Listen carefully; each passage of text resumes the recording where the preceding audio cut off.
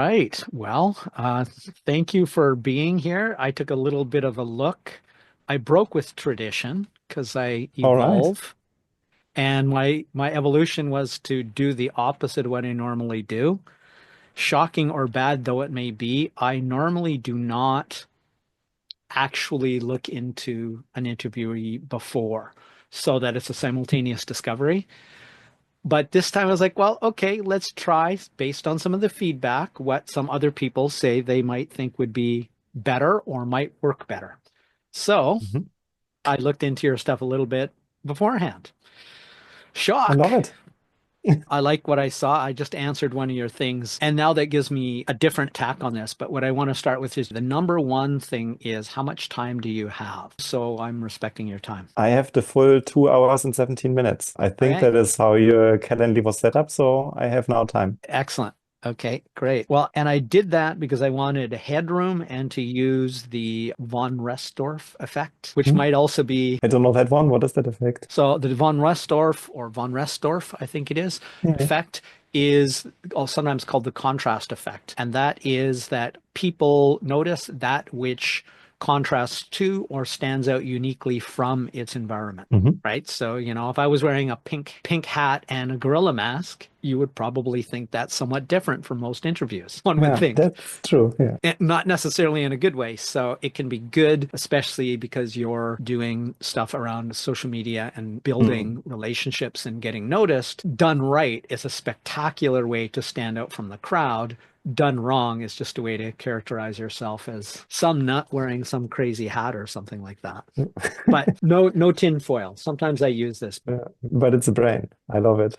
So I can either turn on Mhm. the heat, not only waste unnecessary energy, but also probably add unnecessary noise, and then still need to wear warm clothes, or I can just wear warm clothes and not turn on the heat all winter. I love it. Which part, you said Tokyo, right? In the middle of Japan, or where are you located? No, I'm a little further south than that. I'm in an area called Kansai. The cities, Mhm. the cities you will know nearest to me are Osaka and Kobe. Do I have your permission to redistribute, publish in whole and in part our interview here Sure on thing. You can social publish media? everything. Yeah. I would Excellent. tell you if I say anything that I shouldn't have said, but if that doesn't Right, come, you have my full permission. right. So if I can psych you into saying something compromising, Yeah, exactly. not who I am, but if that comes about, yes, I will respect your wishes and remove that. I also, when I talk about, have sometimes people talk about individuals, I will blank those names unless it's totally Mm. okay for you to do them, right? So it'll just be like, so I suppose some lip readers Mm. might actually know, but it's never been an issue. So the format usually takes sort of one Mhm. of three forms, specifically straight ahead a series of questions with random questions, which is spun on a wheel, comes up random. I don't know what we're getting either. Third one is all random questions. Or fourth, a format I haven't yet thought of that you would like to do. So random format, I like it. All random? No, I'm good either way. What do you Okay. think is the most popular one? But I love random. This is it. I don't want to bias you. If you want all random, I'm happy to do it. I want you to have that autonomy to select that. So, all random, a hybrid, which is random and fixed questions, something completely different I've never thought of. Ah, okay. The option is that we do something completely different you've never thought of. I love that. I feel adventurous today. Okay. So, what would that be? Because in this case, I haven't thought of it. Therefore, it's something you're thinking of. And I love that you've chosen it. You're the first person to do so. Really? Hmm. Oh boy. I have no idea. I mean, I haven't thought of it either. I just thought, okay, maybe, but you're very honest. You said you didn't think of it, so you didn't think of it. That's right. I was transparent and legalese in my language. I was not deceiving you in any way. We can just go with random. Okay, straight It's random. adventurous for me.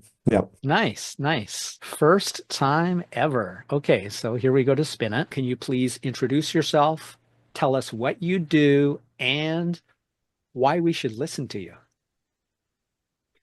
I love that question. So I'm Konstantin. I bootstrapped a company, which means that I never had any investment, but I grew my company from 0 to 30 people over the past 10 years. It didn't take the full 10 years to reach 30 people. But as of recently, I sold my company. And during that time, I mean, when you ask why should you listen to me, I mean, this podcast is a lot about culture, if I understand it right. After first starting to program the prototype for my own company, very rapidly we started hiring people. I ran the whole HR department in our company, the whole recruiting process. I've led a team. I mean, at the end, 30 people. So that is where I draw my experience from, everything culture and IT. Okay, excellent. And I like what you said and the fact that you hooked it back to culture. I mean, that's really what this is about. The guests I'm looking for could technically be anybody, but anybody more accurately that has insight into organizational culture, how to transform and make it better, or has been a leader and then therefore actually led people. Yep. That could reduce as far as leading oneself, because that's where most people need to start. And I'm not sure that all leaders are as good at leading themselves as they are at being the boss of other people, which I separate from being a leader. Thank you very much. Let's fire off the first question that nobody knows what it's going to be. If it's totally silly and irrelevant, just say next, but by and large, it works pretty good. Okay. I'm Wow. I'm fine. Just shoot it. Yeah, this is interesting because just to qualify this a little bit, I selected over 100 questions from basically searches on great interview or famous interview questions, added in my questions. So it's like 120-ish. And the first one that comes up is usually the last one I ask during the interview, but that's okay. I'm going to ask it now because it's right here and it's mine. How could I make this interview better for the audience?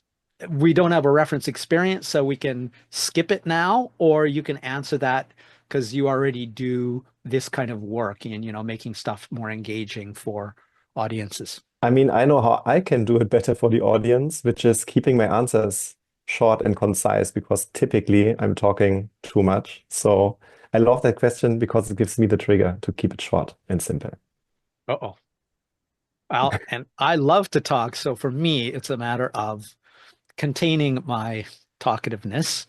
So I think that's a challenge. When COVID came up, I realized doing a lot of Mm. networking, especially around LinkedIn and business networking groups. I am not the only one who is don't know when to shut up kind of person. Don't a lot of people, shockingly more people than I ever expected. Yeah, they have trouble regulating how much they talk. Yeah, I So know that I can go on and on and on, but yeah.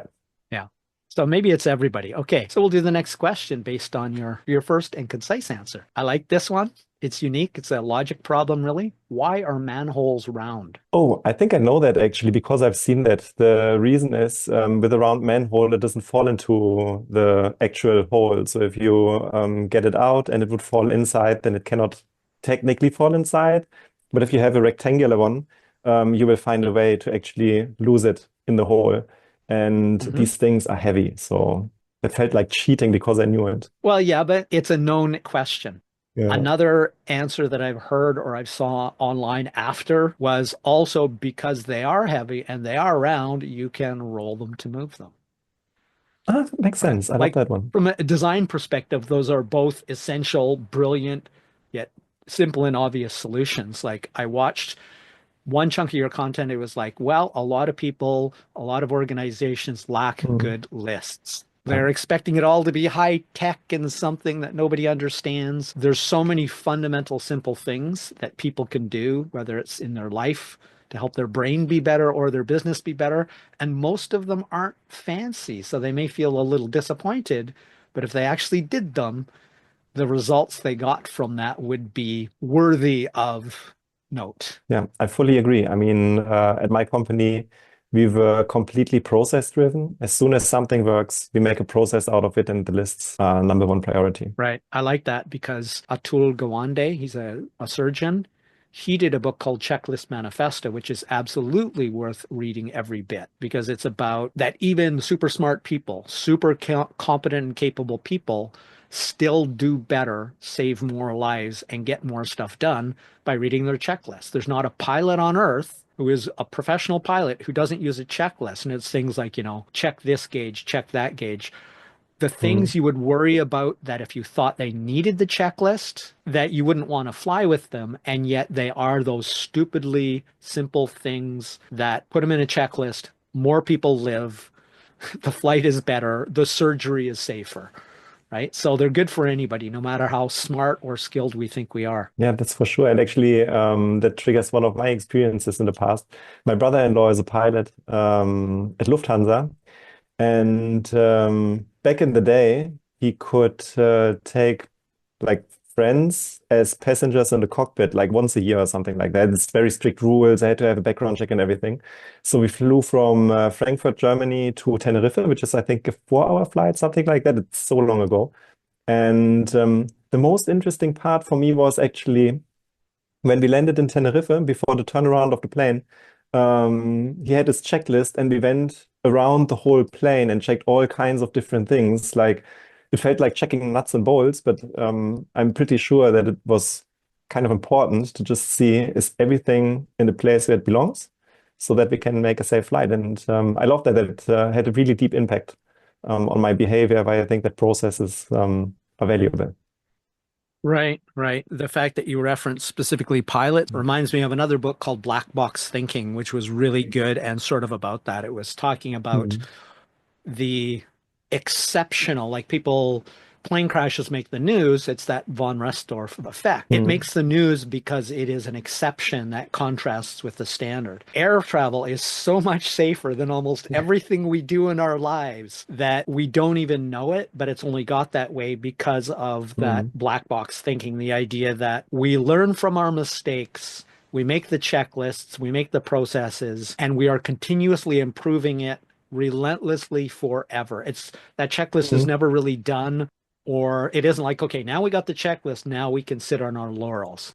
No, you can't. Mm. That's just what Adam Grant calls better practices. That is the frame that it's never the best practice. It's the best practice we have right now with the openness of saying that can always be made better. Like, what is the best format in the world for an interview that neither of us have yet thought of? Well, neither of us know at this time, but somebody knows. And when they tell me, Mm. I'm going to take it because I asked them. That's a great approach. Well, I'm a lifelong inventor, and it's all about how can I take what is obviously a problem or a challenge or something that I know could be done better. How can I do it better? And I can't turn it off, and I don't want to turn it off, Mm. right? That's my what I love. It's what they call in Japanese my ikigai, reason for Mm. living, reason for waking up in the morning, or life's motivation. I love it. And I can totally relate. I mean, just before we started our recording here, I remember I asked you which of the microphones that I have around me right now is the best one. And that was a little example because I had another microphone lying around. I wanted to try, okay, which one is the best? Now I know which one is better. Next time, I know. So it's, yeah, lifelong inventing, lifelong learning, and Hmm. one step at a time. I mean, if I get, I read that, I think in the book, maybe Atomic Habits. Honestly, I Hmm. preferred the book Tiny Habits by BJ Fogg.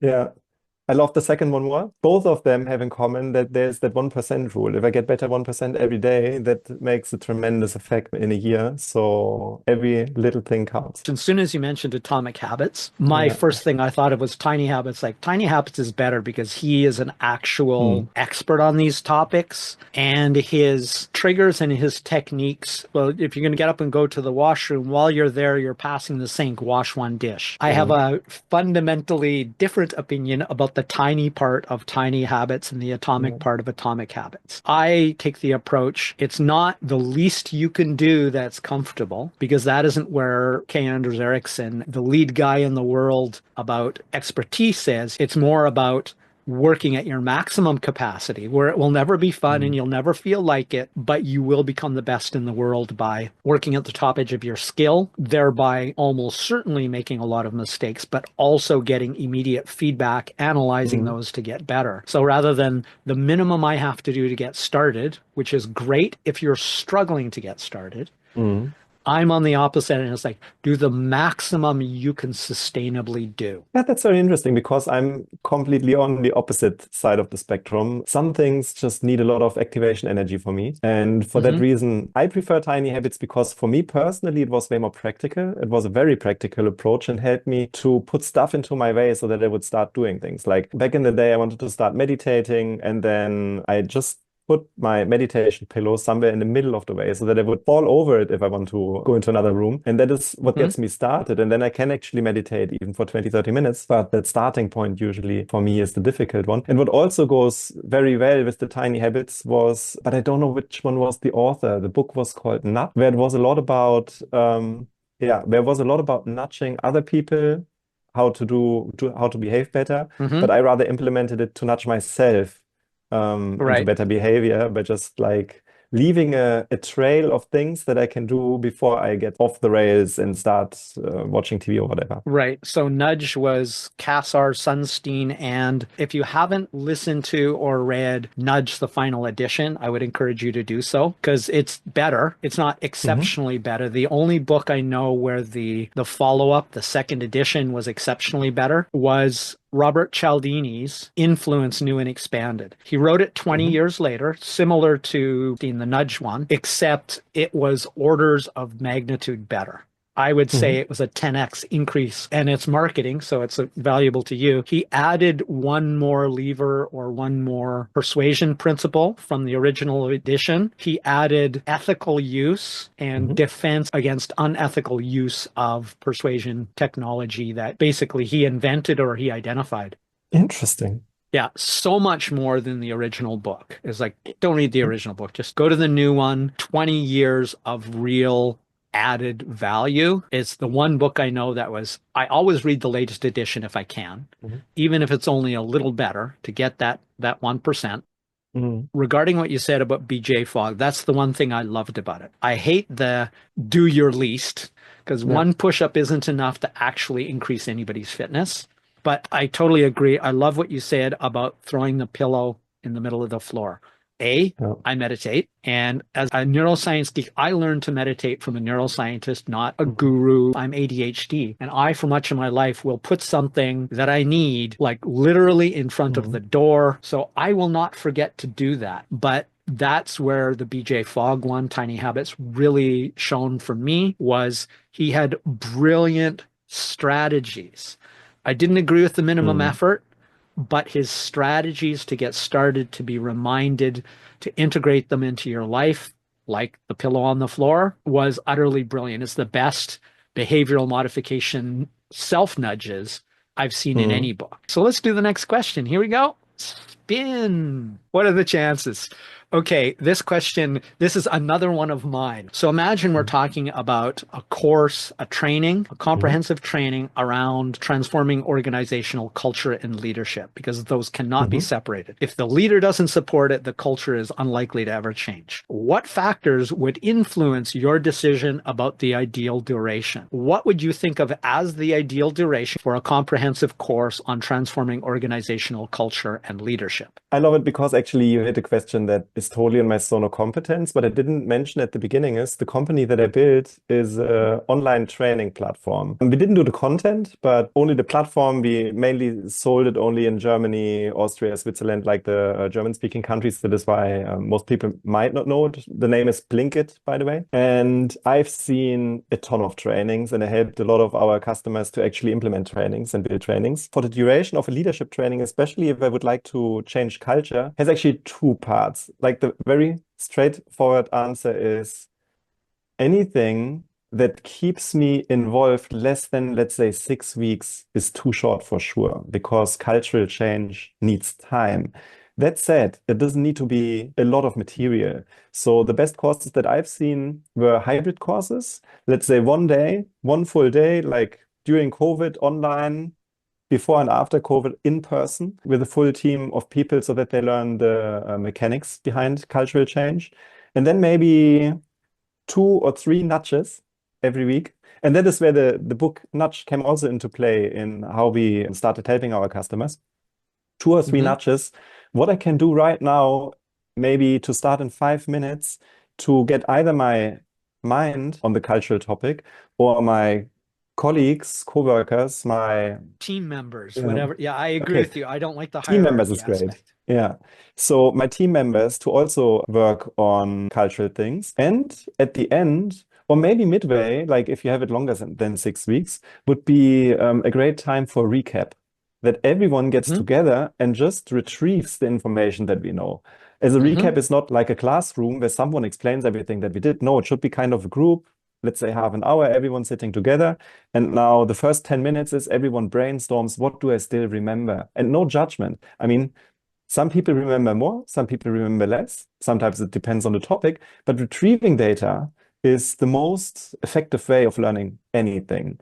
And if you want to, yeah, and if you want to go even a level further, you would start before the first appointment when everyone meets with a quiz, like a little quiz. What do I already know about leadership and culture? Because then I have the biggest effect on the whole thing. I can suggest a few books if you're interested that I love. So 6 weeks or longer, one big event and a lot of nudges. I think that is the best way that I have seen to actually implement leadership change and Okay. cultural change. I love what you said on so many levels, mostly Yeah. because we have either read a lot of the same books or come to the same Yeah. scientific conclusions. I'm a science geek through and through, and you are the first person to ever talk about brainstorming before sharing. And that comes Mm. directly from, he's not maybe the inventor of it, but Daniel Kahneman talked about that in his books.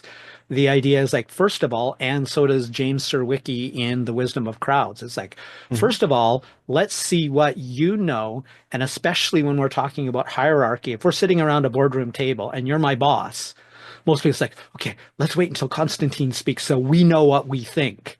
That's Yeah. the reason you The get worst. a lack of group genius. You need the step where you have the autonomous production before anybody speaks, especially somebody who's certain or overconfident or even just spectacularly competent, but then sets the tone, and then everybody's idea is now anchored to that rather than writing their own ideas down because they're quiet and never bringing them up. So the pre-brainstorm and the retrieval. As a teacher Mm. now for 2 decades basically, I have a heck of a time trying to convince people.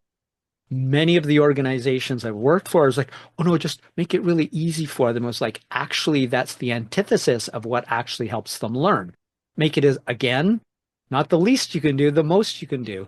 This is drawn on deliberate practice and other things, Mm. but also Daniel Coyle's The Talent Code. Mm. I studied neuroplasticity when I was in university, but it was all about the connections, the regrowth of either the growth of neurons, the regrowth of neurons, the modifications of the dendrite. So all the parts that are on the neuron, where Daniel Coyle in his book talks about myelination. So you got the cell body, the long Mm. skinny part, and then the branches. Well, this is the axon here, which is the main network, the main infrastructure that it travels on. And he likens it to the difference between dial-up and optical fiber. And it's true because in at least in that book, he talks about by challenging your retrieval, challenging your effort at that top level, which is what mastery is built from, that and other steps, you can increase the conductive speed of that axon by a factor Mm. of as much as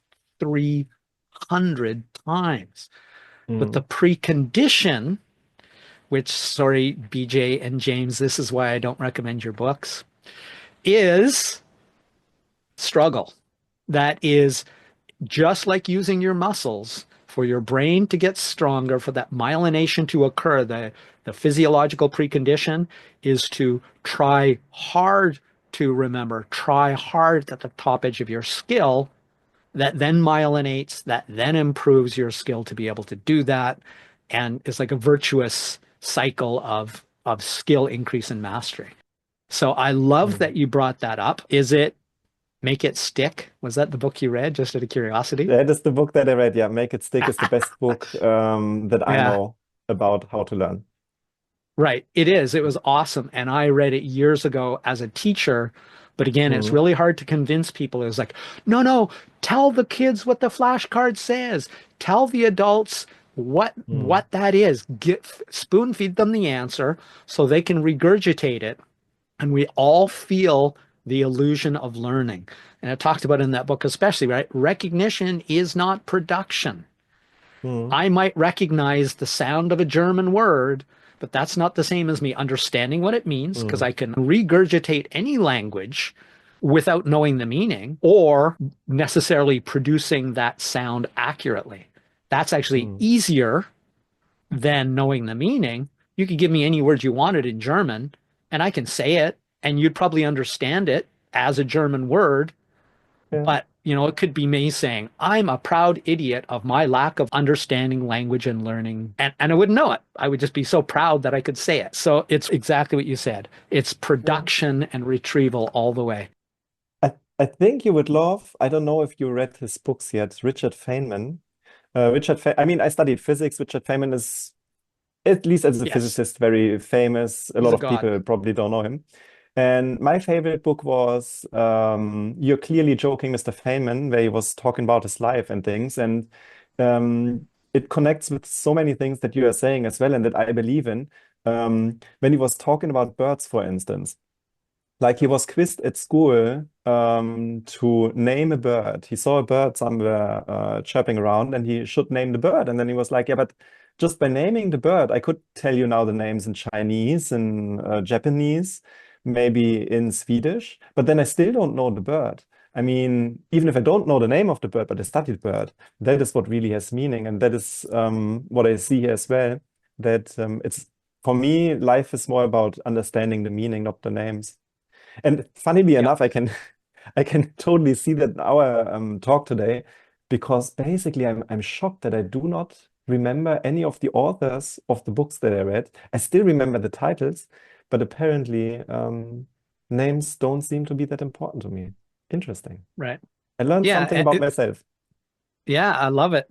And I have listened to it. One of Yeah. my first love, and it's still, like I said, I'm a lifelong inventor, and I am a little bit proud of the fact that many times engineers mistake me as an engineer because I'm not an Mm, engineer. But that's where I could have and should have went if I'd only done my damn calculus homework. yeah. I started in physics. Physics was my first love, and I still really like it. I have a mechanical mind first, but the reason I started doing this consulting stuff, it was like after COVID, I was doing product development.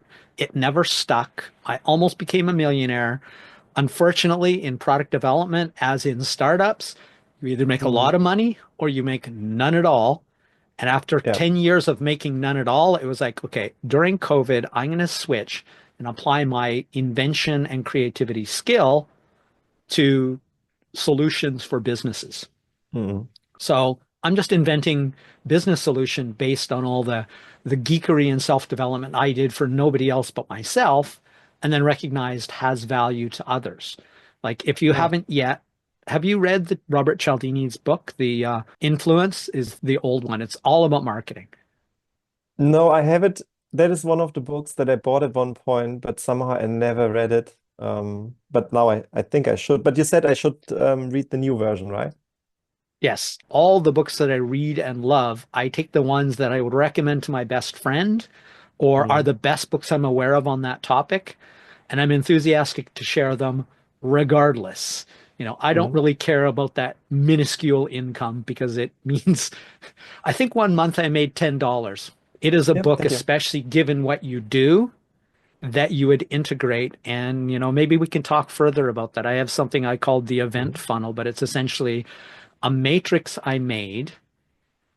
And the whole idea was using all seven levers of influence in an online event mm. to build persuasion, but at the same time be giving value. So, ethical persuasion, somebody says, well, we're all cheering together or all putting up our hands together and repeating a commitment to ourselves or a commitment to this community. Isn't that cult-like? It was like you could go, yes, it is. I am manipulating you into achieving the goals you want.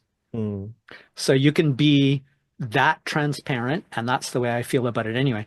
That transparent that it was like, yes, whether you give it the word persuasion or manipulation or inspiration, it's really the same thing. And like anything else, a gun, physics, it can be used ethically or otherwise. So you can be very Yeah. transparent, especially if it's like, yes, I'm doing this.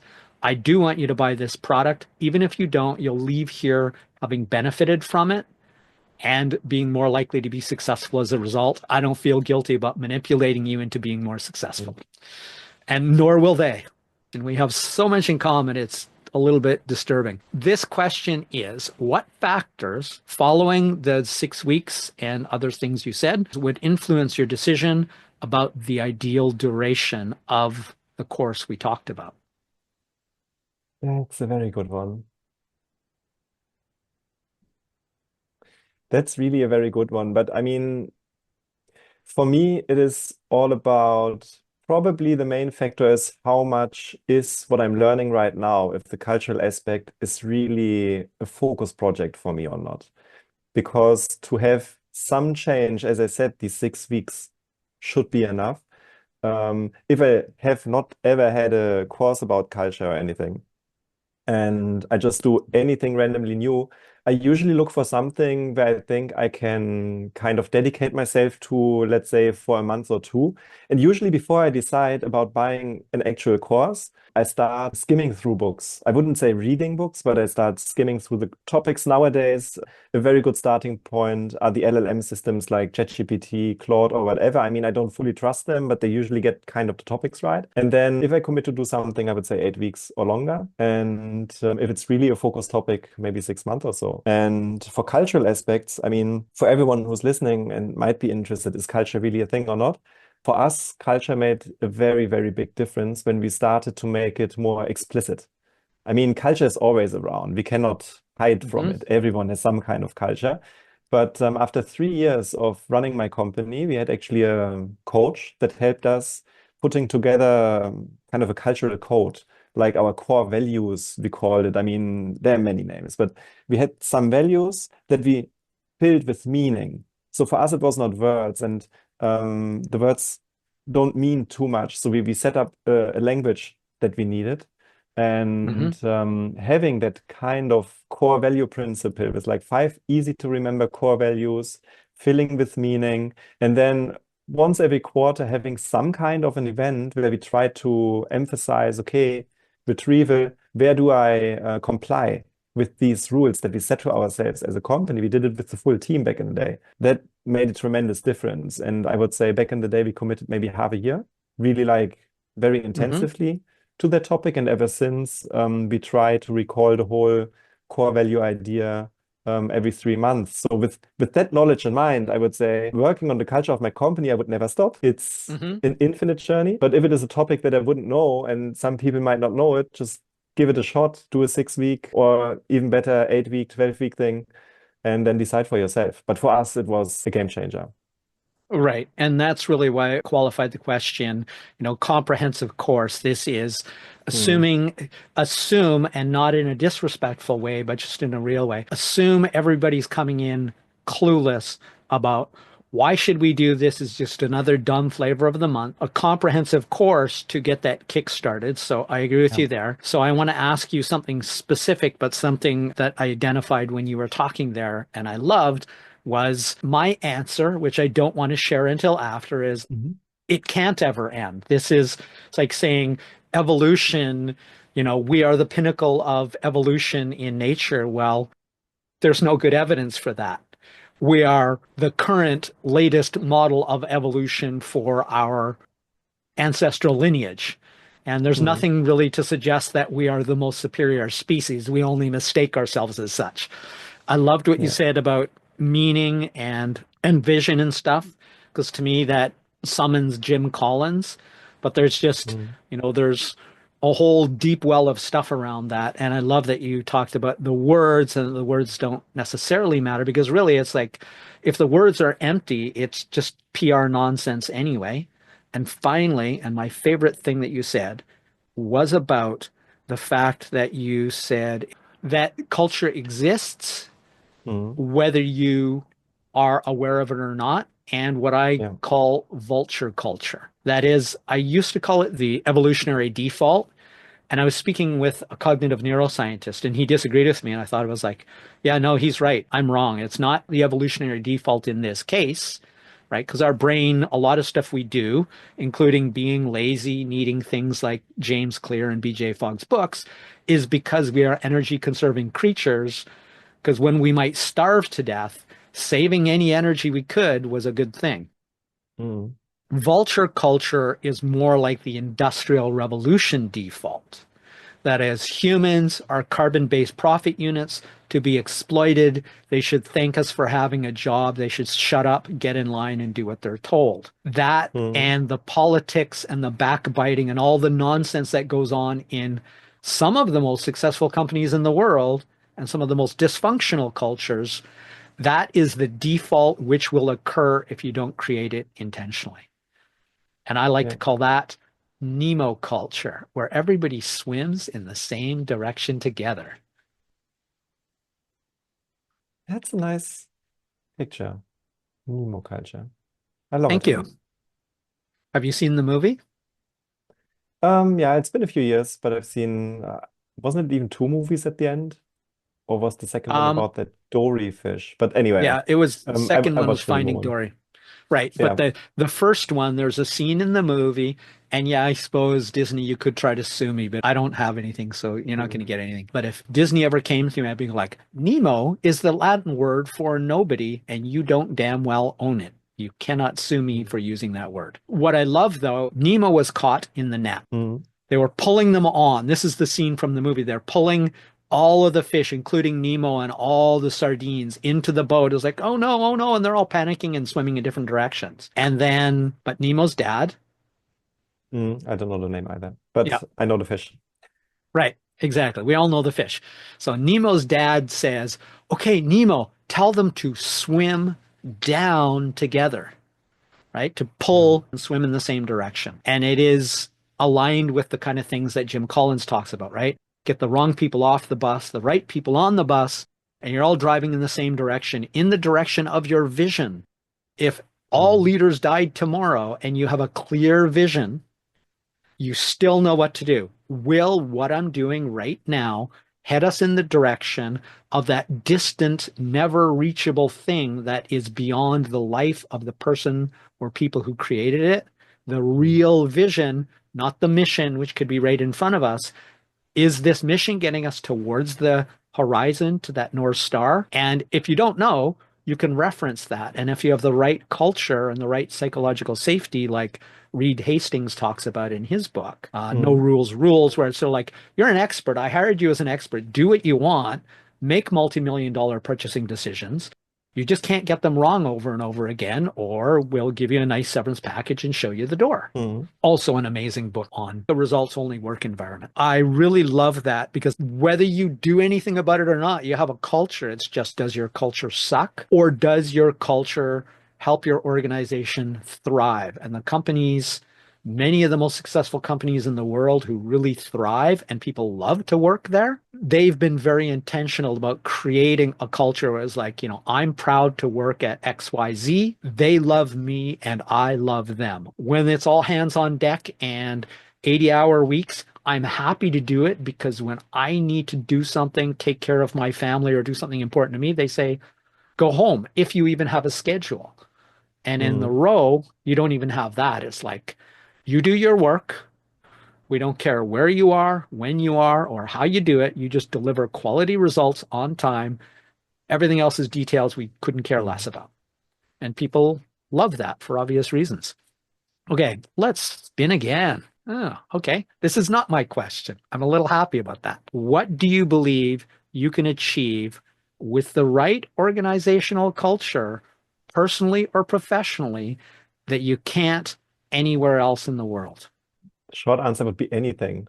There might be limits. I mean, we don't have more resources than Mother Earth is giving us, so that might be a limit. But besides that, I mean, there's so many limits that I believed would be there that are not existent if the right people working on the same things in the same direction. You can move mountains. And I've seen it over and over again. It just works. I mean, one of the most inspiring cases for me, despite all of the controversy about the CEO of the company, is SpaceX. I love their vision Hmm. that they want to go to Mars. They will go to Mars. Even I am excited about it. And actually, I was thinking about even applying with them while I had my own company, which wouldn't work because, as far as I know, as a non-US citizen, it's not that easy to actually work in rocket science because of the military applications that you could do with it. But I love that vision so much that I think everyone is working in that direction. And as soon as you look a little bit beyond the public figures talking about it, there's so many smart people working in that direction. I met a few SpaceX employees as well. And I mean, what can you do more than building, and I mean, that's their words, a multiplanetary species? I believe that at some point Earth will be hit by an asteroid. I mean, we will probably not prevent that. If we have a second planet, that's a good thing. And yeah, there are big things like that that just do work. I mean, if you would have told anyone 20 years ago that you will build rockets that can land like 10, 15, 20 times and then get reused, they would have said you're nuts, but it works. So I Hmm. love it. That's the biggest I Yeah. can think of right now. Right. And that's a great example. It gives me some seeds too. I have Mm, very mixed feelings these days about Elon Musk. I think he is probably one of the most brilliant people to have ever lived, and certainly that exists right now. And that his intent when he talks about AI and his concerns about it and saying it should be, maximally beneficial for humanity in that. Some of his other activities, and I have to get political here, his alignment with Trump worries me. I hope that he's just playing Trump for a fool, saying his ego is a way that I can help a path to humanity faster. mm, And yet some of the other things he's said and done in terms of his organizational culture, nobody needs my help or any organizational culture worker more than Elon Musk does. His organizational culture, generally speaking, is a train wreck of hierarchy and threat. mm, If you listen to his biography, this isn't just a random thing I'm saying out of opinion, but he'll say things like, yeah, if you don't want to work 80 hours a week, don't work here. If mm, you are concerned about XYZ, I really don't care. By the way, I want to lay off two-thirds of my employees, and I'll do it by email when, from a human perspective, from an HR perspective, that is so far from what you should do that it is out of this world. And yet, I hope he achieves all the good things he says he will. I believe he will. And I hope he does it with the intent that he publicly declares rather than out of self-interest. So, like I said, I have complex feelings about him because I think he is a species changing, species saving man. mm. But some of his other stuff that he says or doesn't align with that persona. I hope I'm wrong about part and right about benevolent. I might piss people off, but I'm going to save us part. I love. Yeah. Yeah, I don't have strong opinions because, for one, I mean, being a German, not part of the US society, I try not to involve myself in your political affiliations because that is one of the things that actually, I mean, speaking of Elon Musk, besides all the positive things, but he's involving himself a lot in our current election in Germany, which I find strange, at least. Okay. I Yeah. mean, I think the US Americans wouldn't like the Germans to involve ourselves in your elections either, which, I mean, comparing the size difference is less likely than people listening to Elon Musk in Right. Germany. But anyway, other than that, I mean, I don't know him personally. Yes. I read glimpses and bits about his life, especially more like 5 to 10 years ago. I think he changed a lot in the recent years, for the better or Hmm. worse. I have no idea. Yeah, things will unfold one way or another. And yeah, maybe that is not a comparison that I should make, but if we are already thinking about rockets, for instance, and ethical implications of founders in rocket science that are doing stuff, if I'm not wrong, Werner von Braun was the one doing a lot for NASA so that the Americans could reach the moon. And before Hmm. that, in Germany, he was building one of the most controversial long-range rocket weapons that destroyed London, for instance. Right. So this guy really didn't care. And I have no idea what I feel about him either. He didn't care about anything that was done with his stuff. His mission was, and that is what he stated, he just wants to build a rocket to fly as Right. far as he can. And he didn't care if it was then used for killing people or for beating the Soviet Union to the moon, whatever. That Right. is kind of what history brings to us. And maybe we are living through a phase like that. Maybe not. Only time will tell. Maybe in 10 years we can have that discussion again. Yeah. Yeah, probably. I agree with you about that. It is a perfect illustration of what we said earlier. Now, whether that's talking about persuasion Yeah. or any technology or anything, it is by definition. I say this a lot of times when it comes to persuasion. It's Mm. amoral. It can be Yeah. used to do terrible things and manipulate people who don't have money into buying things they don't need that won't make their life better. But it could also be used to persuade people to exercise, to care for one another, to make the world a better place. So it's morally neutral. I just hope the best knowledge we have Mm. is used in a largely beneficial humanistic Yeah. way on a global scale. So yeah, I agree with you. Yeah, and maybe one thing that I really would like to add to that, more like from a cultural standpoint, beyond the people involved, is what I really admire about the United States and why I'm actually considering moving there Hmm. is that no matter the direction in the US, things are getting done. In Germany, for the Hmm. past 4 years, we had a government that is very reactive, not proactive. I mean, I do not agree with all of the things that are done right now by executive order, Hmm. but action is taking place. Things are getting Hmm. done. People believe in something and they go for it. While in Germany right now, we have a political situation where first thing is, okay, let's see what happens. Then we think about it for several months. And then there is a reaction that is kind of a half-assed reaction where I'm like, okay, that is not the way how evolution works. I mean, you used the word evolution earlier on. Yes. And funnily enough, my master's thesis in physics was on modeling and simulating predator-prey systems. Oh. And in a sense, the effect that has on the evolution of that ecosystem. And at the end, I mean, evolution means you have to try things, try as much as you can, and some things will be terrible and fail like crazy. And in Hmm. Germany, usually then you're stemmed and like, okay, you might be a bad entrepreneur because your first company didn't work. In the US, not so much. And some things will be great. And we should have that petri dish of stuff going on, of trial and error, so that the Hmm. positive things can also evolve. There is no positive outcome without some real, utterly weird stuff going on as well. That is how evolution worked for millions of years. And that is Right. how it works today. Yeah. So I love the initiative that these people are taking, at least, Right. no matter what And I I think agree. about it. Right. I love it. And I'm going to say this because I'm pridefully Canadian and not All right. American. I know why people would assume that because I sound like an American, or more accurately, they sound like us. It's a Yeah. North American accent, to be specific. Most people in North America sound mostly like me, though not necessarily identical. And I agree with you. I love what you said about evolution. This is the thing that I really dislike about when people talk about Mm. evolution. I think it's really intriguing you were doing simulations of the type you were doing. I've listened to some books that talked, it might have been your work. I don't know, but I'm Maybe. somewhat knowledgeable about the way the cyber predators change their behavior based on it's like, okay, let's Mm. squeeze them into a narrow pass so we can eat them all. But if we eat them all, we starve, things like that. So I have seen some of the AI work that came out of that.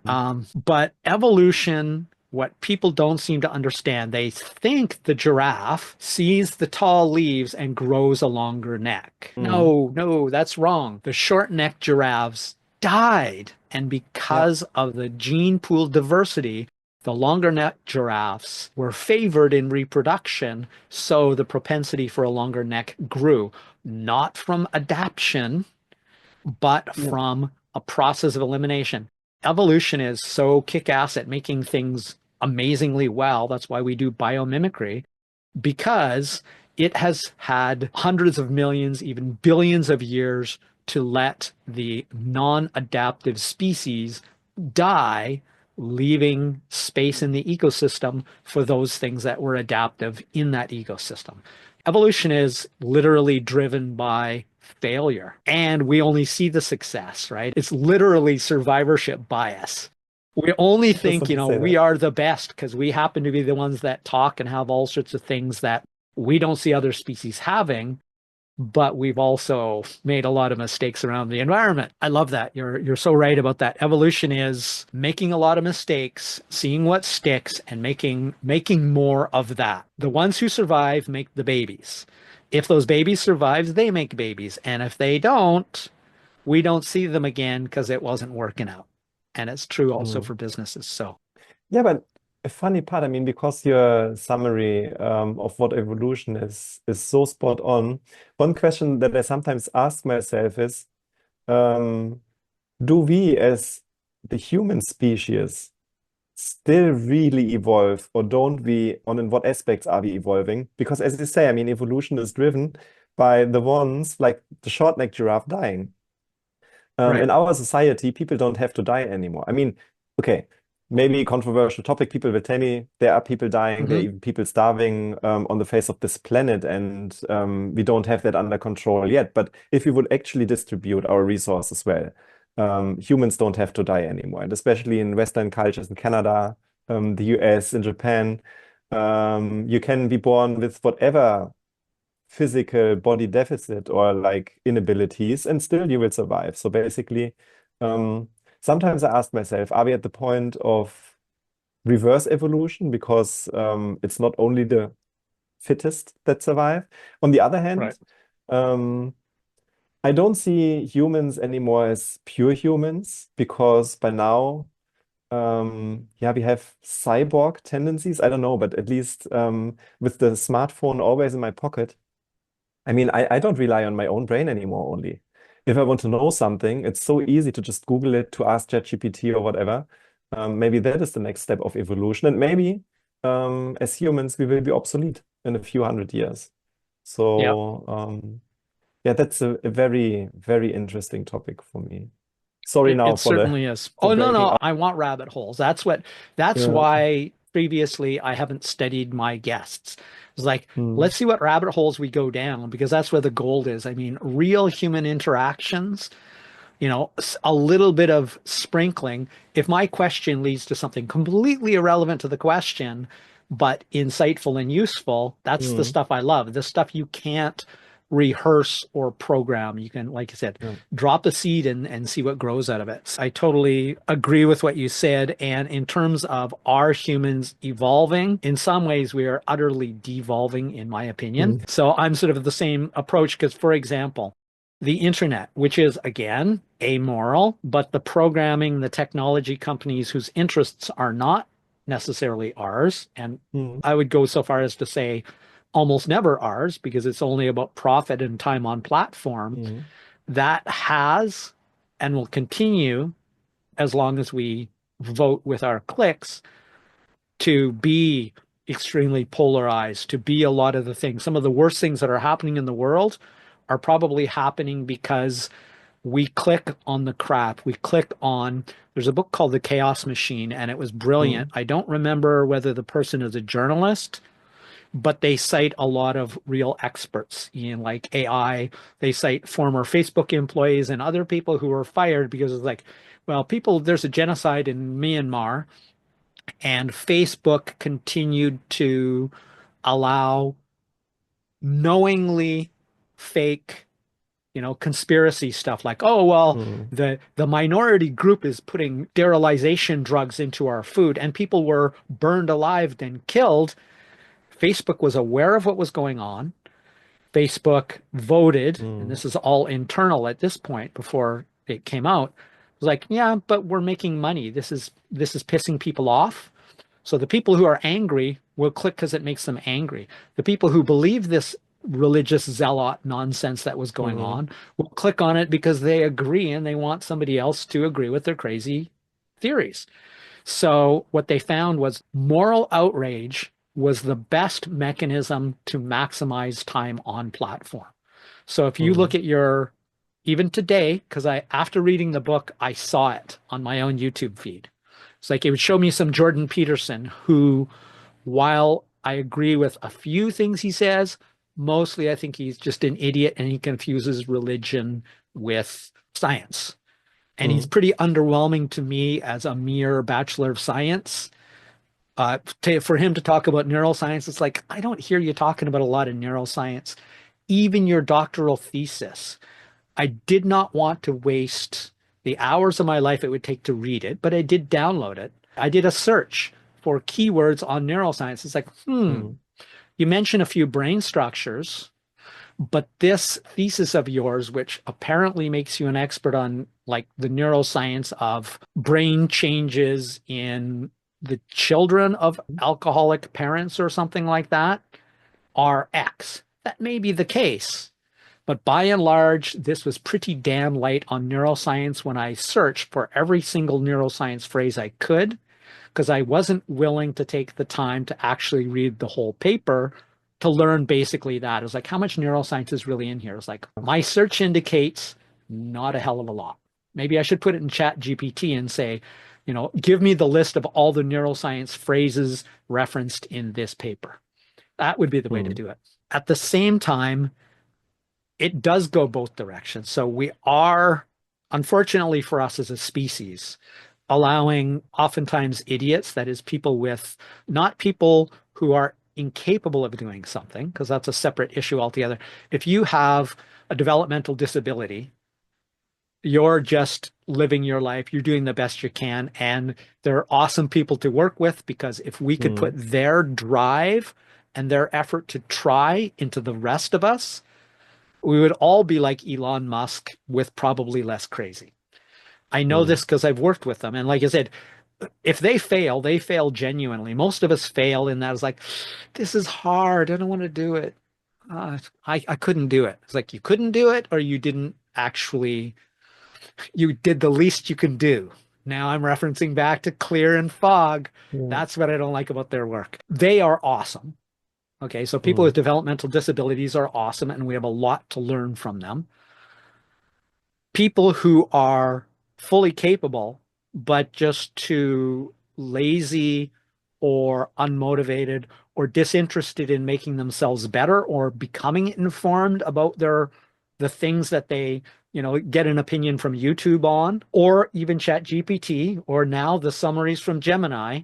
We have to be very conscious of that. It was like this could give us a quick, simple answer, but another YouTube video I watched talked about this. Is like, by definition, it will be wrong, right? Because mm, it's only one side or one summary to make it simple, but life and many issues, almost every issue is not that simple. So we have to be very careful. So if those of us who stop thinking and questioning simple answers and solutions are devolving. mm, And by choice, not by a lack of ability. When I talk about somebody who I would strongly call an idiot is somebody who chooses to be less than they are by choice, not by will or ability. There's some devolution going on for good or ill. I'm worried it's mostly for ill, but there's a lot of people also doing the opposite, saying, how can we use this stuff to make the world better? Again, the neutrality of stuff like you were talking about. What's his name again? The Rocketeer? Werner von Braun? Yes. And you say it perfectly, like you speak the language or something. I know who he is, and I know that history is the same thing. It's like it's not inherently good or bad. It's how we choose to use it. And that's why things like just culture and the choices we make as individuals, how we interact with it are important. Because if we vote for bad things or things that are just simple and easy, but not necessarily good, we will get more of it because it is a marketing engine. It's like, Mm, give them more of what they vote for. If it's moral outrage and you disagree, or it's more of the same echo chamber that you like to be in. So mm. it's an interesting topic. Okay, so let's spin the next question. This is the silly one, and it will take not enough time, but we'll do it anyway. How old were you when you learned that Santa doesn't exist? That's a really good question. And that is maybe a very culturally different answer because I didn't believe in Santa at all. That was not a story that was told in my youth. So my dad's side of the family, they're from in eastern or formerly eastern part of Germany, and that isn't even part of Germany anymore since the war and everything, the Second World War. And we didn't celebrate Santa, but it's, I don't even know the English term for that, like a little Jesus, like the kid of Christ. And that one was bringing actually the gifts. And whenever we had then Christmas coming around, then we left the room. My grandpa was, what I learned later, rang a bell. And when the bell was there, that was the sign for us as kids that the baby Jesus was there and planted the presents, which I think in the United States, probably Canada as well, is considered what Santa would be doing. And I must have been, if I'm thinking about it, maybe like 10 years old or so, when I realized that is not a true story. But for me, it was that little bell that did all of that. Regarding what you said, we would just normally say baby Jesus. Now, I'm not Baby religious, Jesus. Yeah. but usually we would say baby Jesus or even just Jesus. Regarding that, you're right. It would just be Santa delivering it. And Santa is, based on a real historical figure, but the fat Mm. red and white guy is based on marketing from Coca-Cola that has been tremendously successful. Which is the actually funnier question because I think I was like 25 years old when I learned about that. So it took me way longer to figure out that the marketing around the red, white bearded Santa is Coca-Cola. Yes, yes, interesting. And here's the irony of that is as much as that seems like an irrelevant question, it was an interesting answer that's engaging. And I want to sort of share Mm. mine because I think it's sort of a cool contrast. Of course, for us, it was all about Santa's bringing the gifts. But what happened, or I wasn't sure, but I was suspicious, but I didn't know, is I went into my parents' closet. I Mhm. found wrapped gifts. I Oh. used a knife to open them so as to obscure the fact that I had actually done it. That is, I stealthily unwrapped one of my gifts to find the G.I. Joe with Kung Fu grip, right? So it was this Yeah. thing. It was like you could grab it and you could throw the other guy, whatever else. So the G.I. Joe with Kung Fu grip, and it was from Santa. And after doing that, I was really disappointed, not in the gift but because it was no longer a surprise, it was not only confirmation that Santa wasn't real, it was confirmation that there's nothing more anticlimactic, also with a little bit or a Mm. lot of guilt, that you open a present, you already know what it is. The joy of surprise is gone, which is Mm. quite literally what gives us dopamine releases. It's not just something that makes us randomly feel good that gives us dopamine releases, but it's maximized by what psychology would say is violating our expectations. That is, Mm. our prediction engine, our predictive processing of our brain says we expect X to happen. But Mm. Y happens is what gives us the greatest release of dopamine. Damn, knowing the gift, knowing Santa wasn't real, and knowing what the gift was when you unwrapped it made it pretty anticlimactic. And I never did anything like that again because it was just way more fun to be surprised. Even if you thought you know what it was, you don't get a surprise unless you don't know. Interesting. What would your dream house be like? That's actually for me currently an easy one. I would like to have one of these American paper houses. I mean, growing up in Germany, we have all of these brick and mortar houses everywhere. I mean, we have strong winters. And at least that I believe was the reason that houses were built. And most of my friends nowadays are building like houses that would withstand anything. Um, and growing up in that environment, after I traveled a lot to Northern America, I realized that I really like the warmth of a house that is built with wood, and I call them paper walls usually when I talk about it with my friends because you can literally walk through it. I mean, here I have brick walls, and yeah, a little house with a garden somewhere close to the ocean. And with close, I mean like 30 minutes at max by car. I don't have to see the ocean all the time. I can see that with my dream to actually moving to the San Francisco Bay Area, I know that most of the houses are at the bay. and not at the ocean, and there are mountains in between, but somewhat close to the ocean with a little garden. It doesn't need to be a large house. I don't need a mansion. I just want to have something where then, as soon as I have kids, the kids have their own rooms. I have a nice Hmm. room, maybe a little office. So let's say 4 bedroom apartment, like 4 bedroom house. Um, that would be nice. Wow. That's impressive for a number of reasons, mainly of which it's just modest. It's very pragmatic and practical. Your biggest priority is being close to the ocean. And I feel Mm, similar, especially about the ocean. I was raised very far from the ocean. yeah. Now I can ride my bicycle 30 minutes from my house and be on the ocean. I really like water sports, even though I haven't done them that much. For me, I would rather almost be across the street. Can I see the ocean from my window? And can Mm, I grab my wing surfing wing and my kite foil, which I'm going to build in my own. But it's a hydrofoil on a little surfboard mm. like thing.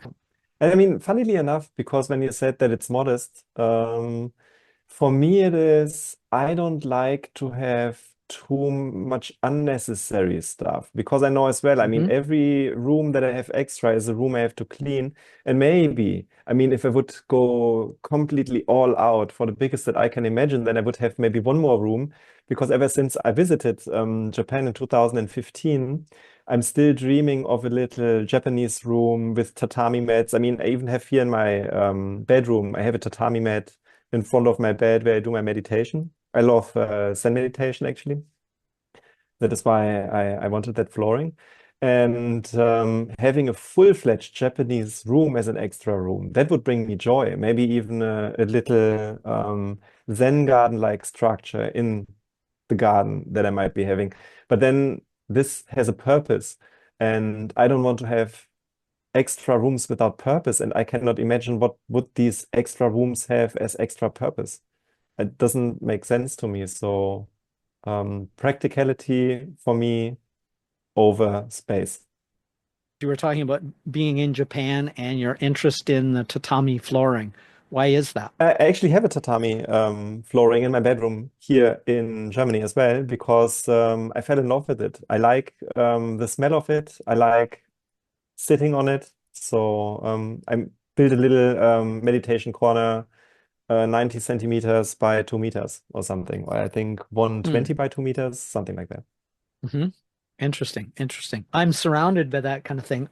I kind of like the vibe of a tatami room, but unless you're doing specific things in there, like you're talking about, and you're not going to have shoes in there and you're not going to need certain things, it's cool. To me, it's more of an atmosphere room than a practical room, unless you're Yeah. specifically going to use it in a pretty traditional way. In fact, ironically, one of my hobbies is acro yoga, which I've been doing Mhm. roughly 2 years. When we shot the video for Instagram, which is more most of the other members thing. I'm Gen X. We don't really need to record everything we do. At my age, I think to me, the idea of, look, mom, look at me, watch me is kind of the sense I get from everybody wanting to record everything about their life. Mm. Fascinating things, cool, but it's like, hold on, we need to make sure other people can see this. Feels a little juvenile to me, to be completely honest. I totally get it's exciting to do something cool. But to then want to show the world mostly of strangers, Mm. it feels to me like, look, mom, see what I can do, which kids do all the Yeah. time. That's what it feels like to me because in our generation, that was that was the end of that kind of observation. We didn't really intentionally capture it. Yeah, I'm not sure about that actually. So for one, I tried it. I did a 30-day TikTok challenge where I posted one video every day. And Hmm. after 10 days or so, I really rather got annoyed by it because it put so much pressure on me to having yet another content. So basically, I can relate that I'm not comfortable and not willing to do all it posting all of the time. On the other hand, if I see then kids, for instance, my nieces that are, I think the older one is 13. I'm not sure. I hope I don't offend her right now. Um, but in that age, like teenager age, I think that is also an expression of a feeling of significance. And I can see that I think one of the human needs, I mean, there are several models that would say it like that. I mean, significance is the word that I got from Tony Robbins. Then I read that book with the scarf model. Who was that? Um, David Rock, I think. How Your Brain Works, or Your Brain at Work. I think it was David Rock who had that scarf model: status, certainty, autonomy, relatedness, fairness. And I think sharing these things has something to do with your own feeling about, do I feel significant? Do I feel recognized? Do I feel heard? Do I feel Hmm. seen? And if all of your peers around you are doing it that way, then that is how it is done. I experienced that myself a little bit because in seventh grade, I got a lot bullied in my Hmm. class, and I lost connection to like the people around me because I mean, I retreated more and more from them. And then I fled into video gaming, and most of my friends were online. And then I started behaving as they were behaving. We met in chat rooms. Sometimes we had, I think it was called TeamSpeak. We had TeamSpeak on where you can constantly log in. It's like a little bit like younger people might know it as that, wasn't it Clubhouse, where you can just be online with your voice and talk to people. That was TeamSpeak for us, and that is what we did. And it was because of a sense of belonging as well. Belonging, significance, all of these things. So I think that for kids nowadays, going on TikTok, posting all of these things about themselves might not be the appreciation, look what I've done, but in my opinion, also that belonging sense, doing what my Hmm. peers are doing. But I mean, you're more knowledgeable about the brain than I am. Maybe I'm utterly wrong, but yeah, that is at least how I would see it from experiential things happening around. So I'll disagree with what you said that you're wrong. You're not wrong. It's a different position. I agree with both. This is the whole thing about, one answer from Gemini being the truth in the world. That's not really the way the world, reality, and the universe works. It's not that Right. simple. Most simple physics problems. I was watching a Netflix show recently. It was called Another Life. They've got these lasers shining on this sail, right? So they're using photonic radiation pressure to Mm, drive this spaceship forward. Here's the problem. Here's the lasers attached to the spaceship. mm, Here's the sail attached to the spaceship. Here's the lasers bouncing off of the photonic sail, meaning they're drifting backwards slowly because you're getting pressure in both directions. You got a vector yeah, of the light pushing this way.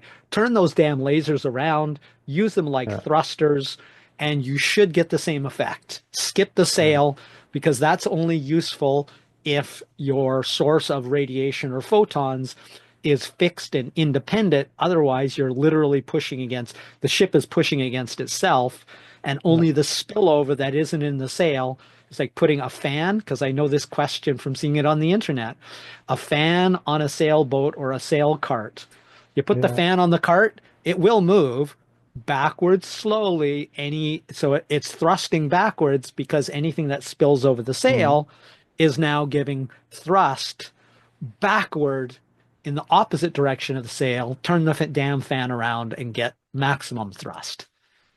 Yeah, and thank you actually for explaining the thing with the spillover, because now when I was thinking about a photonic sail in space, I was actually wondering why is it drifting backwards at all and not doing anything? And then I thought, okay, maybe there's a little bit of atmosphere left where the photons might bounce off. But I mean, that must be actually a lot of atmosphere so that you're going backwards. But it makes sense.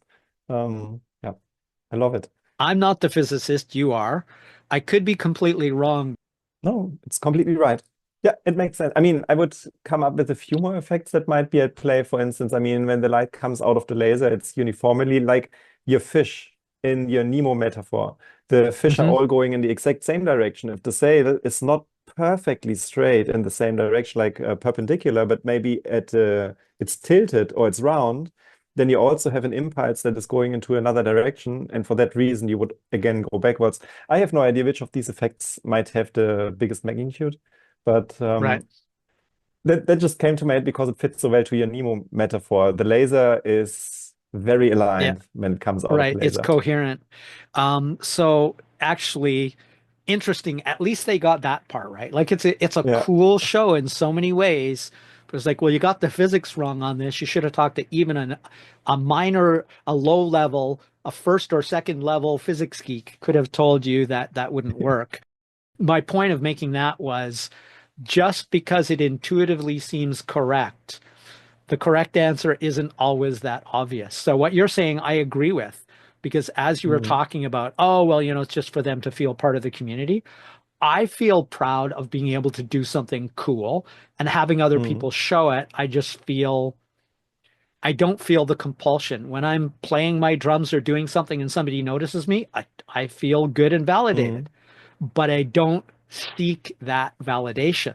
So that's the part mm, that is sort of a reservation for me at my age, my generation.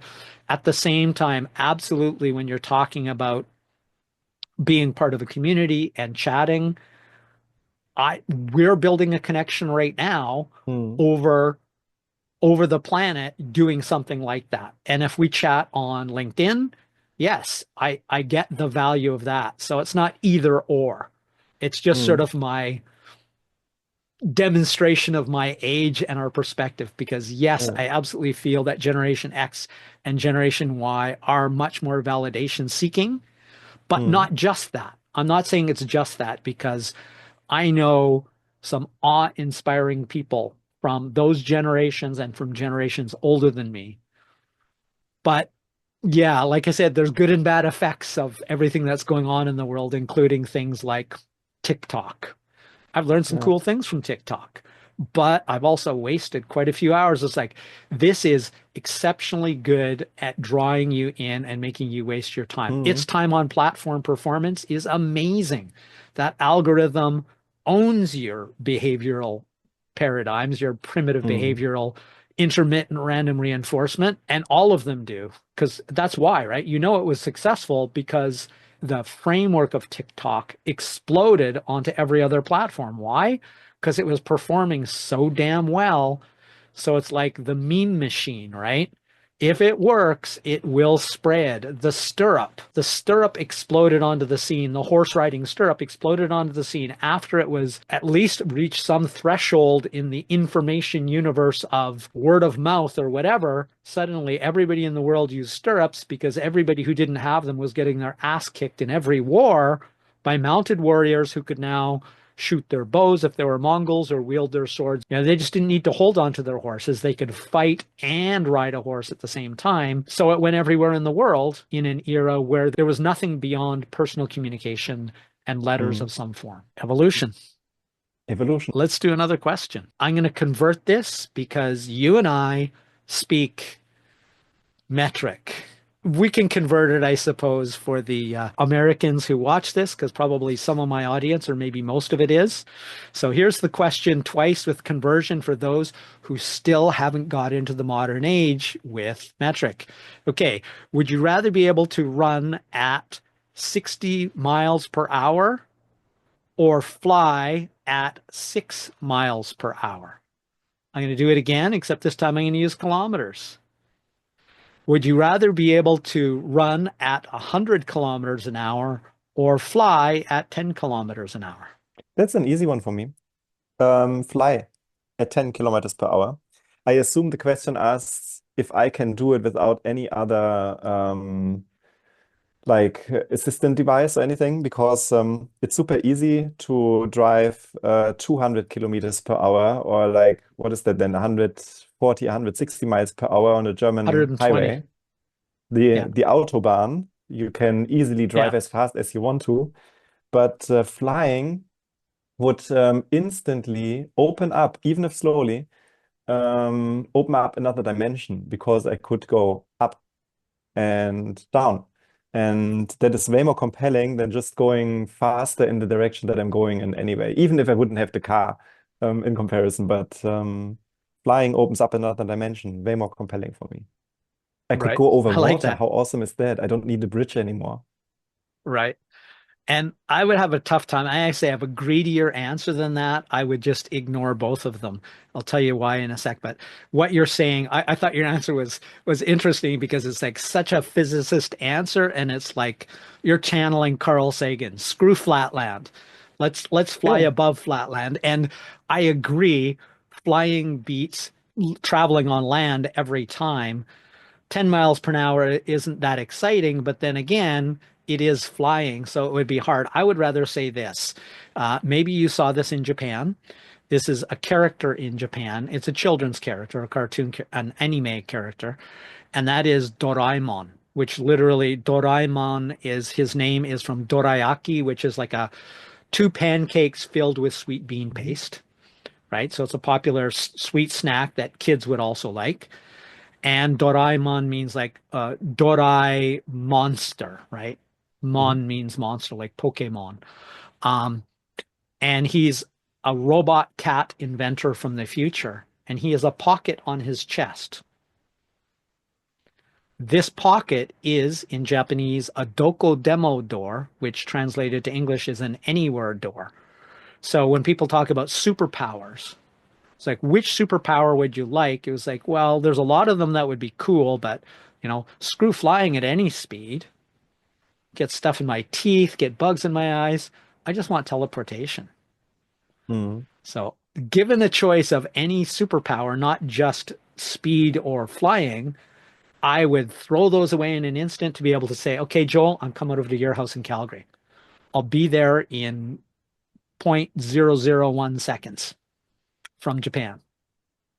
That would be the one I would want. If I had a choice of all, that would be it. What about you? So if it were a superpower, so unrestrained, what superpower would you like to have? I really love teleportation as well.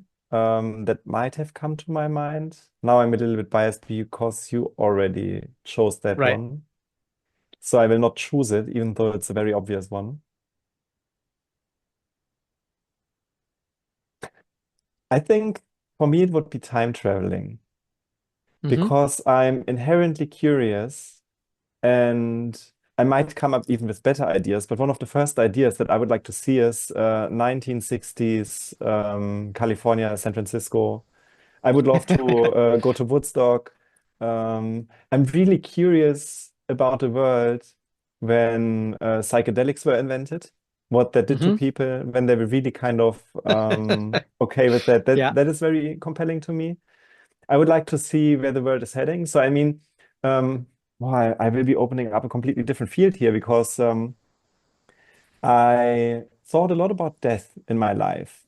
Hmm. And I think one of the most bugging things for me, which I really don't like about the concept or the idea of dying at some point, is that I'm so curious that I feel like I'm missing out of everything that will be happening after I'm dead or when I'm dead. Mm. And that kind of bugs me. So basically, time travel probably would be it. Teleportation is really cool. I mean, plus one on that one. Um, and time travel would be then probably my runner-up or my genuine original idea.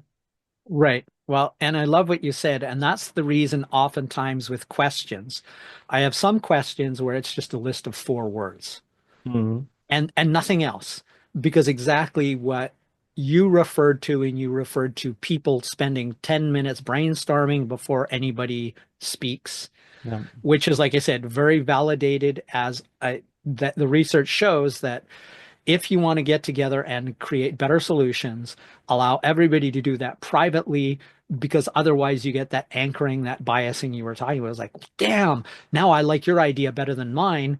And while your idea may or may not be better, it doesn't matter. If it never gets surfaced, then it's never an option. Mm. Going back to our random favorite topic in this interview, evolution, just like, well, we're gonna mess with all the genes, see what the variation is. We know most of it's gonna screw up, but damn, we're gonna find the right solution. And you see it again, it bridges over to what you did with your some of your AI work, but goes in a slightly different direction. It's the evolution of forms, right? That is generative AI when it comes to design, and Mm. how you've seen probably in the when that came out at first, the 3D printing of that bridge in the Netherlands, right? And the forms that you see that come out of it, which show again why nature, which we're very, in a sense, fond of anthropomorphizing, right? We make it into a human force, into a deity, though at least a lot of us don't believe that. It's still easy to do. Nature is probably the superbest architect and design. Like even AI, it's still, you talk to Jeffrey Hinton and he talks about it. It's based on the biology of our brains. AI doesn't just come from AI. AI comes from the way biological intelligence works. And that's what actually he talked about how that led to the breakthrough. Because Mm. way back when he was one of the first guys, he's like, it's pretty hard for me to tell my boss or tell the people sponsoring this that the problem is the technology is, I just need a better computer. It's like, yeah, that's easy to say. You just want more money. Or, yeah, that's easy to say because then you're not responsible for results. But it wasn't until we got to a certain threshold that you could do these multi-layered models and reinforcement channels, which is like the human brain works, that AI became what it is today. We did really need to pass a certain threshold of complexity before anything that resembles human intelligence could even occur. Yeah. And I think it's the same with any technology. You need at some point there's a tipping point, and then very great things happen. Yeah. Well, I love the whole thing about that complexity threshold thing because years ago I Mm. had a talk with my neuroscience professor. And long enough ago, we have something when you're talking about forms of like memory and learning, we have something called source memory, which is a way of saying we don't know where we learned it, which could Mm. be bad if it's a questionable source, some tinfoil hat Mm. nutcase on YouTube or something. Or was it a leading scientist or a leading expert who's actually showed results, like in this case, let's say Elon Musk, right? Mm. Since we don't remember necessarily where we learned it, sometimes we take credit for it ourselves. I Mm. honestly don't know whether I thought of this idea and then we agreed, or he presented it to me and then ever since then I feel like it was my idea because that's a normal human thing. We forget where we learned it, and without any deception or greed or ego, we just honestly thought it was our idea. That's a Mm. surprising thing that happens with our brains that most people don't know is maybe that person isn't full of crap. They just honestly thought it was their idea. Yeah. And they forgot that it wasn't their idea because they've thought about it over and over and our memories are reconstructive. They're Mm. not they're not like a recording like we're doing right now. It's not the same. It bends and twists every time. So when we do our retrieval, it alters our knowledge or could alter our knowledge, especially if new variables are introduced. That's how Yeah. we get literal and intentional sort of. If you've seen Total Recall many years ago, Mhm. when that movie came out, I was reading about the neuroscience of memory and going, that's true. If we could put nonsense memories, and Elizabeth Loftus is this famous researcher who did that, would do an interview like we're doing right now and say, oh, okay, Konstantin, do you remember when we were at the bar drinking and such happened? And then you imagine drinking at a bar with me, which you've never done. And I keep telling you that story over the next 5 years in different conversations. And now you believe that that event actually happened because you have recreated, even from imagination, that which your brain can then easily mistake as reality because that's, again, the way our brains work. So I got off on that tangent somehow, but let's do the next question. I love it. By the way, if you ever hear some drilling in my microphone, I can mute myself. I have no idea how I appear on your end because now in my house Nothing. they are like in the building they started drilling something. I don't know. Right. So regarding that, that's the perfect argument for a dynamic mic. It's Yeah. deaf to most ambient sounds. If you want to have no weird, echoey, basement sounding, hallway Mm. sounding, bathroom sounding audio on your conversations, get a dynamic mic. I will upgrade. This is another one of my questions. What are the odds? Well, roughly 1%. So the training we talked about, the duration we talked about, same training. Ideally, how often should training take place? How often in that initial 6 weeks or initiation period? how frequently should that training take place? That begs the question, what is actually training? Because I think that, as I said earlier, like a formal training needs to take place maybe once. And then I have to kind of give myself nudges, um, thinking about it, retrieving the information that I had, making connections with my current life. I mean, one really cool way of learning anything is if I would journal in the evening and think about maybe before it was a leadership course, a cultural course that we were talking about. So I would probably not do it at night in bed because I have a slight separation between work life and private life. So once that I leave the office, I would take a small journal and have one question that I commit to filling in every night or every day that I'm leaving the office, which would be awesome. And the question might be, okay, um, where would I see a connection between an event of today and what I've learned about culture and leadership? And that short question can be answered in like 5 minutes. If I have more time, maybe it's so interesting that I then start writing for like 30 minutes. Who knows?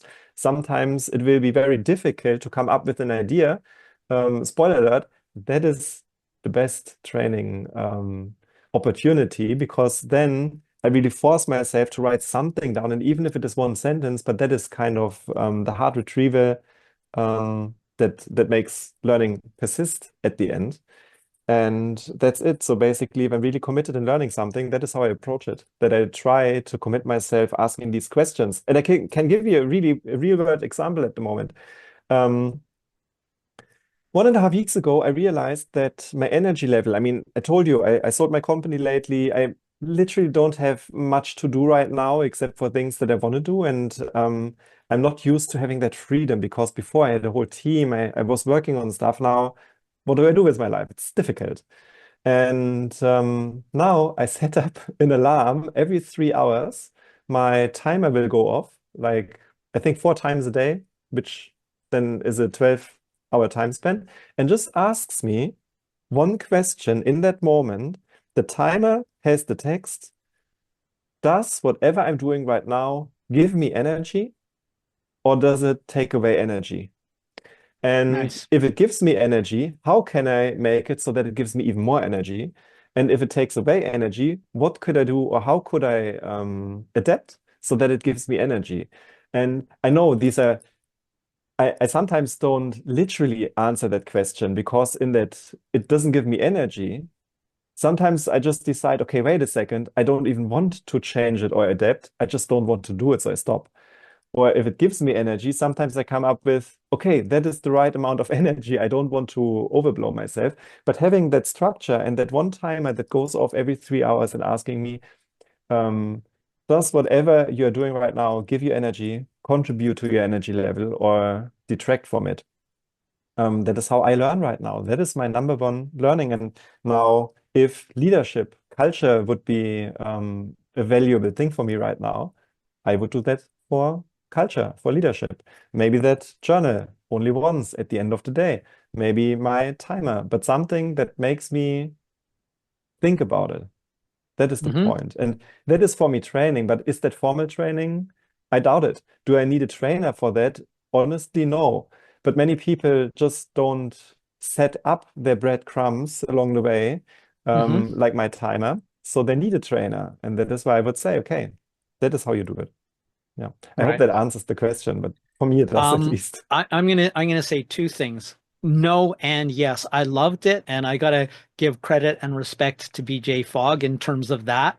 As much as, like I Yeah. said, the least effort thing honestly pisses me off because it's like sort of like I want everything to be easy and fun, Mm, and that's not how we reach excellence. But what you said is a perfect example. And ironically, I use something similar all the time, usually in my phone, which is bursting with alarms. It's yeah. things that I should be doing or things that I could be doing. Sometimes it's questions, honestly, not enough questions, but just to keep me on task is like, edit your video for for this podcast. So it's scheduled, blah, blah, blah, right? Things like that. So it's usually to do tasks at random.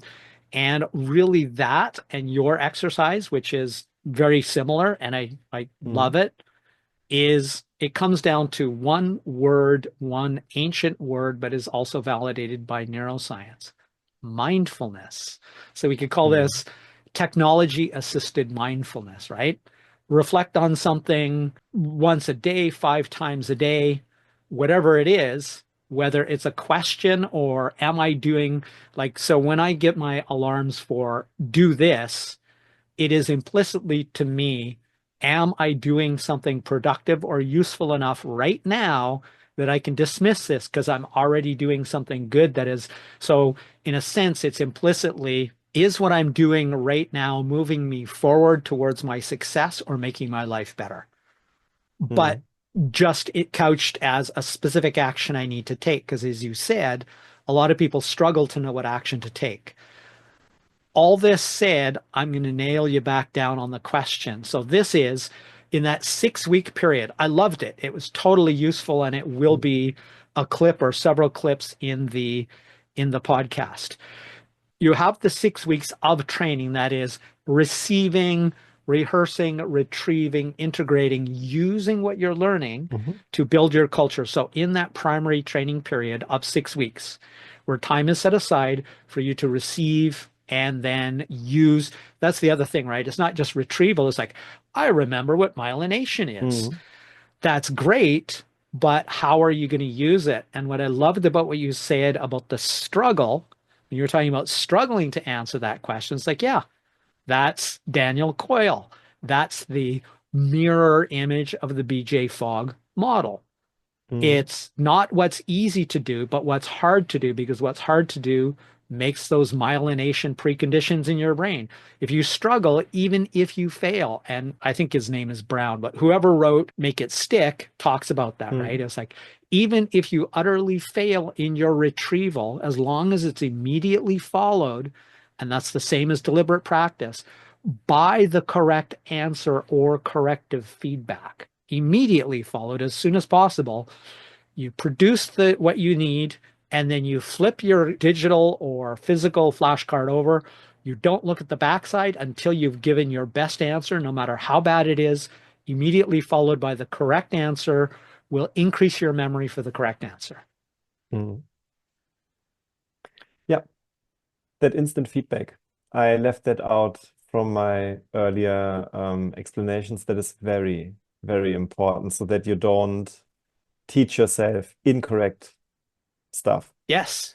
Well, and it loops to the recognition, You, right? You say, you look at the front, you go, yeah, I know that answer. Then you flip it over and you go, I knew that. It was like, no, you recognize that. If you can't produce it, you don't know it yet. I always say to mm. my students, whether this is for language, which it usually is, because that's how I make my income right now, understand, don't memorize. So when you said Mm.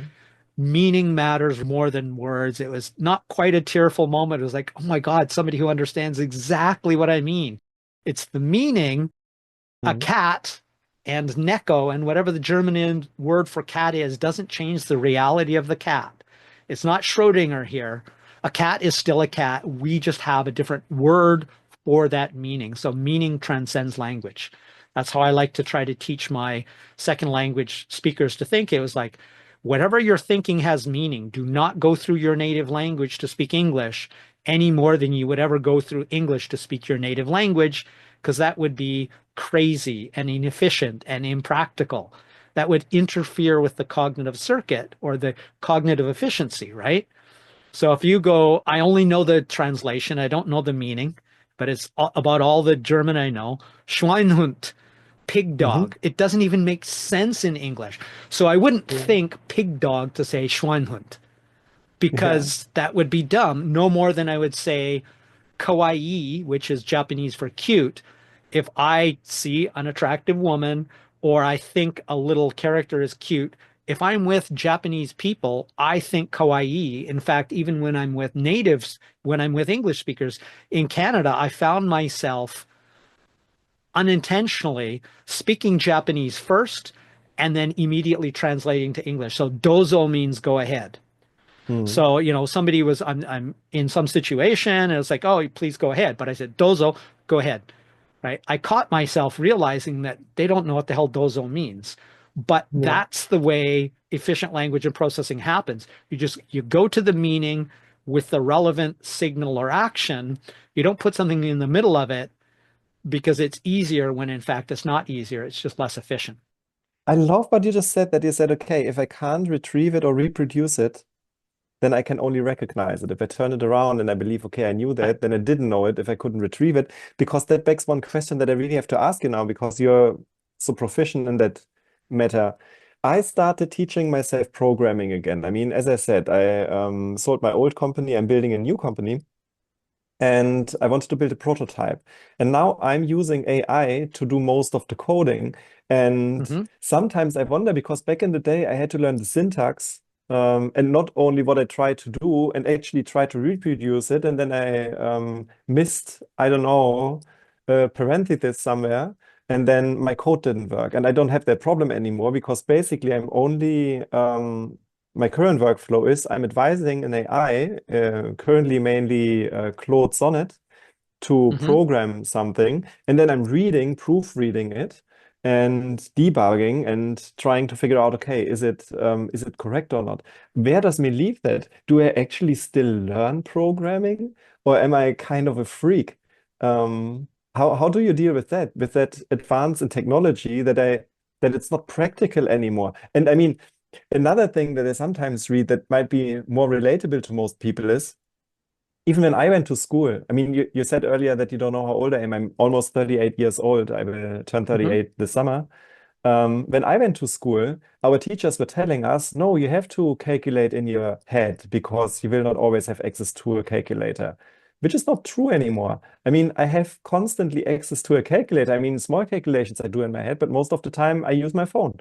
And Mm-hmm. now with programming, I have the same thing. So what does that make out of me? Am I then not knowledgeable about anything anymore because I can't reproduce it? Or how does that fit? I'll answer this the best I can based on something a friend who is a computer engineer said to me. He was talking about how because programming is where it is, and mostly because memory is so large these days, Mm, that many programmers are incapable of making elegant, efficient programs because they don't need to. That is, there is something lost in the facilitation, in having the new tools. Yes, you're definitely probably not as good at programming from the manual way. Should you go back to that? I don't think so, but you could do exercises to do that side of the equation. That is, you could try to reproduce a small portion of code or try to write a subroutine, do your own attempt at it. And I suspect because it involves a lot more struggle, that it would be good for your brain and it may give you sort of more insights, make you more mentally buff when it comes to doing it, right? Because when you're talking about proofreading it, that is definitely more of a recognition process mm, and not the same as if you, like I said, if you can't produce that, yes, I would say you don't know how to write that line of code. But yes, of course, you're losing something. That's the same as saying, you know, if I can exercise in virtual space and get a six pack, do I need to exercise to get a six pack? Well, yes, you do, or yes, you do to be healthy. Just because you don't need to do it anymore doesn't mean it isn't maybe desirable. So you could kind of mm, do both sides of the equation. Absolutely use the best technology at your disposal, but also either challenge yourself in the same way, that is, writing the code or a portion of it yourself, and then checking it against the AI, or put that effortful skill application, learning, becoming a beginner's mind, doing something that's hard for you, just apply mm. that to a different area, right? So, don't let your brain get flabby and lazy.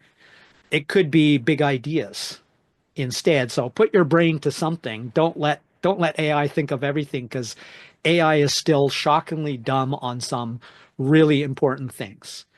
As much as I've listened to several books on it, it will take over. It will be smarter than us. And anybody who thinks we're special, it goes back to that level of complexity. Just get over yourself. It's already better at Go. It's already Yeah. better at a novel model of pharmacology that created halicin, a unique antibiotic that no human had ever thought of because the model that produced it The pharmacological model didn't exist. The AI came up with that. So get over yourself. It's not better than us. It's not general AI or anything close yet. Narrowly, it's already left us in the dust, and we're all knuckle dragging idiots by comparison. When we can get over ourselves, I hope that frees us as a species to go, well, this is awesome. Now let's go apply what we can do. Even if AI can do everything better, let's apply that to be, better human beings and have better buffer brains. And even if we just become philosophers like the ancient Greeks, they still use their brains all the time. Even if Mm. they didn't have to work in a field, they had that luxury. I would say either do the hard work sometimes and it would probably help, or be problem solving. How can I approach the logic of how to solve this problem more elegantly and then use that as your prompt, or you versus it? Less about whether it wins, but you're still getting your mental exercise in, which if you don't do, will atrophy like anything else. Like if all you do is play video games all day, you will not become smarter, more successful, and happier. It's just not going to happen. So do something with your genius, with your brain, whether it's the same thing to just, buff yourself up, or something different. It's like, I don't need to do this anymore. I'm going to apply my brilliance and my effort to something else. Mm. I love that answer. Thank you. Oh, you're welcome. It's a use it or lose it thing. If you could have someone follow you around all the time, like a personal assistant, what would you have them do? Yeah. Okay. If I would have someone following me around like a personal assistant, what would I have them do? I think it depends. And I think that the tasks would change. Let's assume that a personal assistant would do what I'm telling them to do, um, because that is what makes a personal assistant for me. I think at the very beginning, I would just ask them to, and they follow me around all the time, I would ask them to observe me because I'm really interested in finding my personal blind spots. There's a concept, I think it's called Johari window. Um, there are things that you know about yourself that other people know about yourself. There are things that you know about yourself that other people don't know. That is the hidden space. Then there's the completely unknown things I don't know about myself that others can't observe and don't see. But there's a space what other people know about me, but that I don't know. And my assistant could actually tap into that one, recognizing patterns that I am doing that I am unaware of to help me improve my own life. I think that would be the first thing I would do for the first few weeks. And after that, being a personal assistant, I would also give my personal assistant tasks to remind me of stuff. Like if I want to learn something right now, instead of having my timer, I would let them kind of give me nudges if they observe something so that I can learn. And because all of that is so high level, I mean, then very practical use of the assistant is getting rid of problems that I don't want to deal with so that I can deal with more higher level problems. So I would start again, I mean, I employed my own employees back in the day, and that is the first thing that I did. I tried to either shift into a new space because I'm very talented in getting thrown into a completely new field and then build something out of it. For instance, when we started our recruiting department. So whatever already has a process or structure, I try to hand over. And in this case, I would actually, to keep my assistant free as well, tell my assistant, okay, for step one, I managed to do something novel, something innovative, then I can repeat it like 3, 4, 5 times. Now I would start teaching it to my assistant to see can I build a process that actually is resilient. And then I would Mhm. advise my assistant, okay, now hand it over to someone else. And in the meantime, observe me and give me my blind spots and help me figure out what I am working on. So I think my personal assistant would be needs to be a very smart person that Mhm. can deal with me and would be kind of that translator from whatever I innovated to making it a process and helping me excel at what I'm doing. That would Right. be my view of a personal assistant. I find this very interesting, and I'm going to reword this question. Okay, so here's the question without that part, and that is, if you could have someone follow you around all the time, what would you have them do? If I would have someone following me around all the time, I would still let them just observe me. I want to know my blind spots.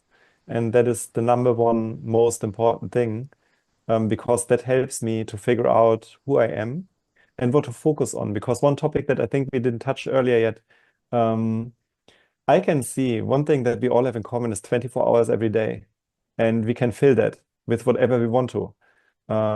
There is not more time for anyone. And I want to fill it meaningfully, which doesn't mean that I'm not playing video games sometimes. Um, but I want to know my blind spots so that I can spend my time with higher quality things. I love it. And in fact, while I was listening to your answer, it was like, I have a good answer for this, thinking to myself, right? Because we do It's that, awesome. especially the response. Well, awesome or not, the irony was your answer was after some general stuff about the assistant became the same as Mm, mine. My answer to this, and of course, we can't unknow what we've already yeah. happened before, but if I got this question, that would probably what I'd be is like, I would have them observe me and watch what I do and take note of it. That was essentially the answer I was Mm, coming up with in my head as you were starting to answer the question. And then shortly after some specific stuff about personal assistance, you said, but at first I would have them follow me around. It was mm, like, me too. Me yeah. too. I really love that because I always say, and the reason when I connect with anybody on LinkedIn, my top criteria, if I do business with them, awesome. But what I'm watching out for, especially if somebody cold reaches out to me, is like, do you have any relationship or awareness of what I'm doing or Mm, something in common with me? That is, why did you reach me out? Are you trying to sell me your shit and you don't care about anything? You don't know who I am? I This goes to your thing about the reach outs about delivering value. It's like if somebody just says, "Hey, do you want to connect?" and there is no overlap between what I mm, do or synergy that I can see, and they didn't even bother, probably even to use my name. It's just like click. So and so wants to connect with you. I go and I look at their profile. If there is nothing and they couldn't have been bothered to at least say, "Hi, Tim," I'd love to connect, but even better, just like you say, I'm the same way. I'd love to connect because I see mm, that we have synergies or because I'm interested in neuroscience or culture or I have a question for you. Something like that, of course, is supercharged. Like the guy who delivers value. I'm excited to see your answer, by the way. I commented on one of your questions about that, the guy who delivered the web page. So I'd be really interested to see your answer because for me, I would really have to reflect on a different way to do it. Because if I randomly contacted you and I said, "Hey, mm, Konstantin, I see some things that you might want to do better, or have you considered this?" No matter how politically correctly I said, and this is mythical, just so you know, this is not true. Konstantin, you are totally screwing up. What I could say to Elon, let's make it him. Elon, you are totally screwing up your organizational culture and you're doing great harm and causing great hardship. Here's what you could do instead. There's no version of, here, I've given you a web page free mm, of charge. Go check it out. If you love it and you want to use it, feel free. And if you get results, let's talk about helping you with your web page or your mm, copywriting. The consulting equivalent to that would be, I know something you don't. I'm smart, you're dumb, take this advice. So I'm really intrigued to see your response because I can't just reach out necessarily and give advice to people. More than mm, anything, they would probably resent it and find it insulting. But I'm intrigued yeah. about what equivalent could I do to that front loading of value, which is what I'm always trying to do on LinkedIn. Like in my content, it was like, here's some value. I hope you notice it. I hope this is useful to you, and some of you will do business with me. but I'm not interested in taking your money if I don't think there is some greater purpose to what you do that I think is beneficial. It's just, Mm. I don't want to do that. And I don't want to have people in my network. I want somebody in my network who's like, I'm glad you're part of my life, regardless of whether there's any money involved. I want to see Yeah. that they're benefiting someone other than themselves, whether it's me or somebody else. I want to see something that they're adding value. I want people like that in my network. That does all of us good. If it helps me too, awesome. But if it only helps them, delete, ignore. If I want your crap, I can come and find it. If that's all you got to offer, I'm not interested. Well said. Thank you. And this is a long interview. And the beauty of it is there's going to be so damn little to remove from here Mm. because it's very intriguing to me. You become mindful of what you say and what others say when you go back and edit it. Mm. I know there's quite a few times where I repeat myself or stutter or stumble way more than you ever know because your brain algorithms filter that out. You just hear a Yeah. smooth, fully articulate conversation. And some of the most brilliant people I have ever interviewed are of one or two stripes. They're either very articulate almost in everything they say. They don't do any repetition, or they're Mm. the opposite and they sound a little bit like a babbling fool but a brilliant babbling fool. That is, they stumble over their words quite a bit, which is, kind of reminiscent of what Elon does oftentimes. We can never give ourselves an outside second opinion. Yeah, actually, to be honest, the thing is, Hmm. I really appreciate your feedback. And for me, it is also a lot of fun talking to you. And right now, one of the things that I'm practicing is actually speaking. And that is why I try to go on podcasts to talk to people. Funnily enough, my co-founder and I, we are filming ourselves right now twice a week, just talking to each other so that I get more comfortable with the situation. Because I think that is one skill that I would like to learn. No idea if I will ever use it. And I think we generated so much value today that it doesn't even matter to anyone else. But that is why I instantly said yes when you asked me if I want to appear on your show, and I loved it. Like, it's amazing. And you said you have a few more questions. I mean, I have still 20 more minutes, so Awesome. ask all the questions that you want. Right. This will certainly be well within that. And thank you, because that's what it is to me. It's like I really do want to bring value. I really honestly, and I'll use hard words and direct words. I am also honest and probably a little too honest and direct with a lot of people. Some people hate that, but there is so much, and this is my favorite new vocabulary from a book called The Quantum Moment. So it's a Mm, philosopher and quantum physicist talking about the bullshit that is actually called fruit loopery. That is when somebody throws a bunch of scientific terms to stick against the wall, just like they do on science fiction, without actually mm, knowing about it, so they can create an illusory authority on a topic. And mm, let me give you my favorite example, which I'll probably still publish in the podcast. Tony Robbins knows fuck all about almost anything except how to manipulate and sell you on his courses. When he talks about the fire walking, it's not mind over matter. It's not physiological changes from taking his several $1,000 a weekend course. It is the coefficient of conductivity of coals, and any moron can walk across hot coals at any time. But he pretends he has changed your mind to a higher vibration or whatever fruit loopery he gives it so that he can make it feel like, oh my God, he changed my life. And then you go back to your life with invalid practices, not based on science, most of them, mm. and you're out that few $1,000s and you're not better at anything.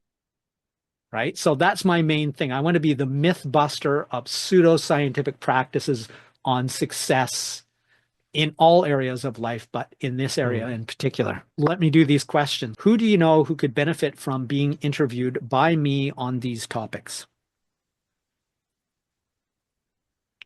That's a very good question. I mean, I benefited for sure because our conversation led me to a lot of self-insight.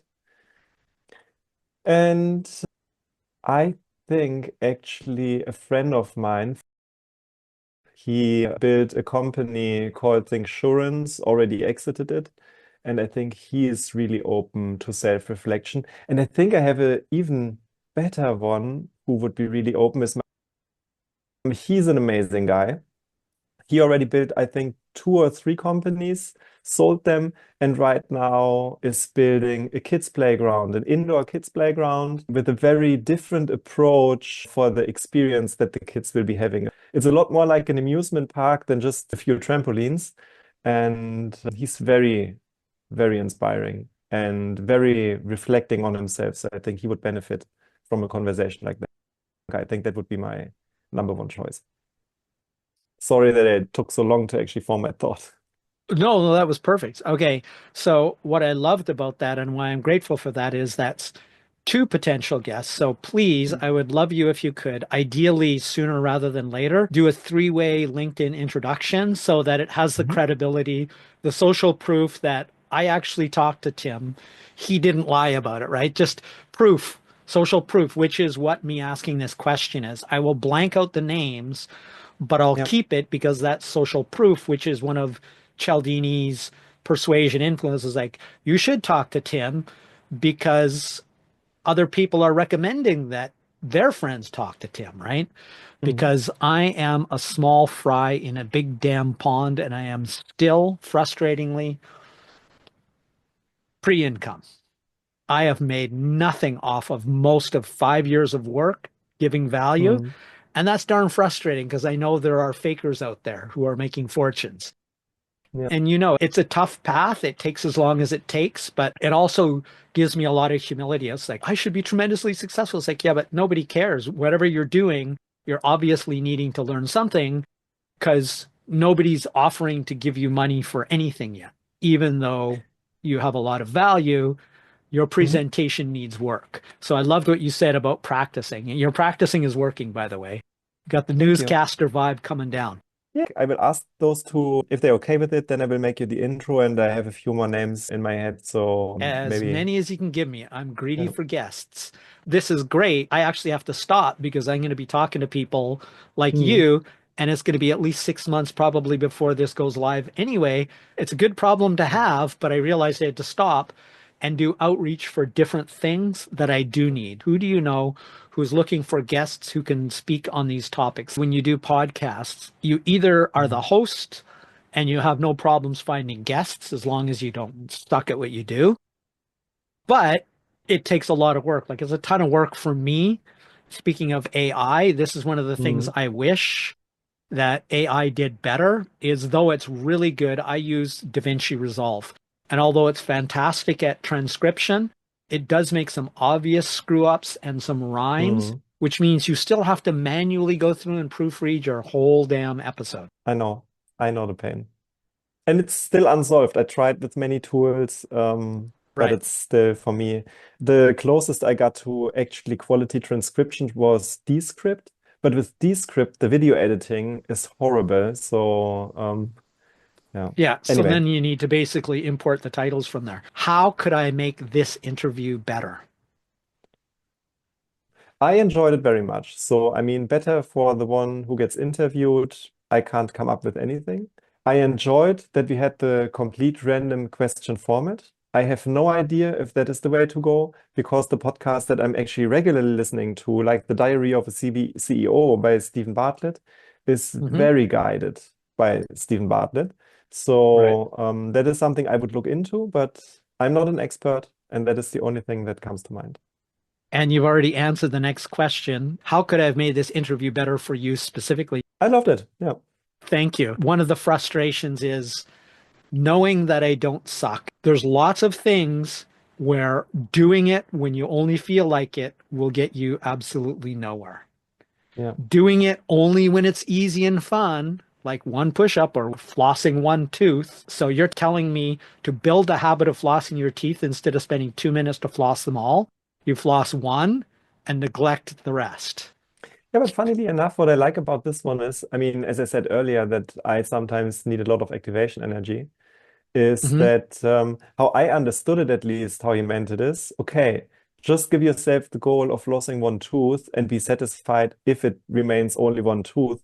But Yes, your ultimate goal is flossing them all. right. And what helped me a lot is I can be a bit of a perfectionist, even though I don't want to admit it. And then I raise my bar and the level of how I need to achieve so high that I cannot achieve it at all. Then I get frustrated and then I don't even try to Yes, achieve it anymore.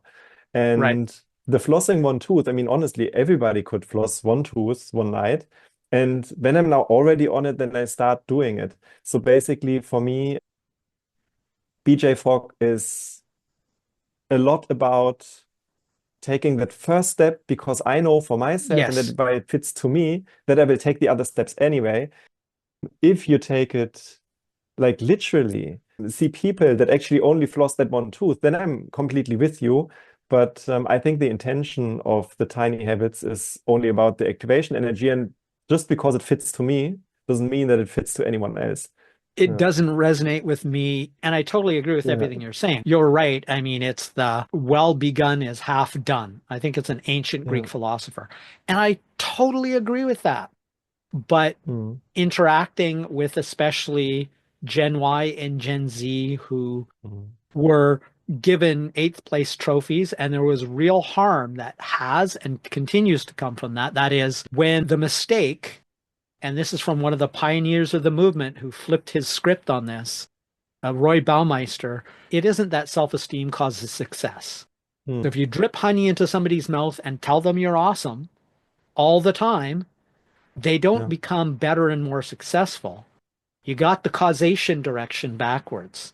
Mm. Success causes self-esteem. When you do something and you succeed, you gain self-esteem. We still have whole education systems still getting it wrong. And for me, Mm. that's why I'm virtually hostile towards. I agree with that start. If you are struggling and you cannot do it no matter what, if perfectionism is standing in your way and you refuse to start because you won't be perfect, absolutely get your ass started. That's when that shines. I promote that answer fully under those conditions. The perfect is the enemy of the good. So mine is the Mm. high bar approach to the same problem to maximize your success, your progress, your myelination, all that other stuff. It's based on the deliberate practice. Doing your damn best and being proud you've done your damn best, even if it's not perfect, Mm. will also get you there and probably get you there better than I want it to be perfect, but perfect is by definition unattainable. Let's get Mm. it as good as we possibly can and improve it from there via iteration. Is there anything we've left unsaid that we should talk about before we finish?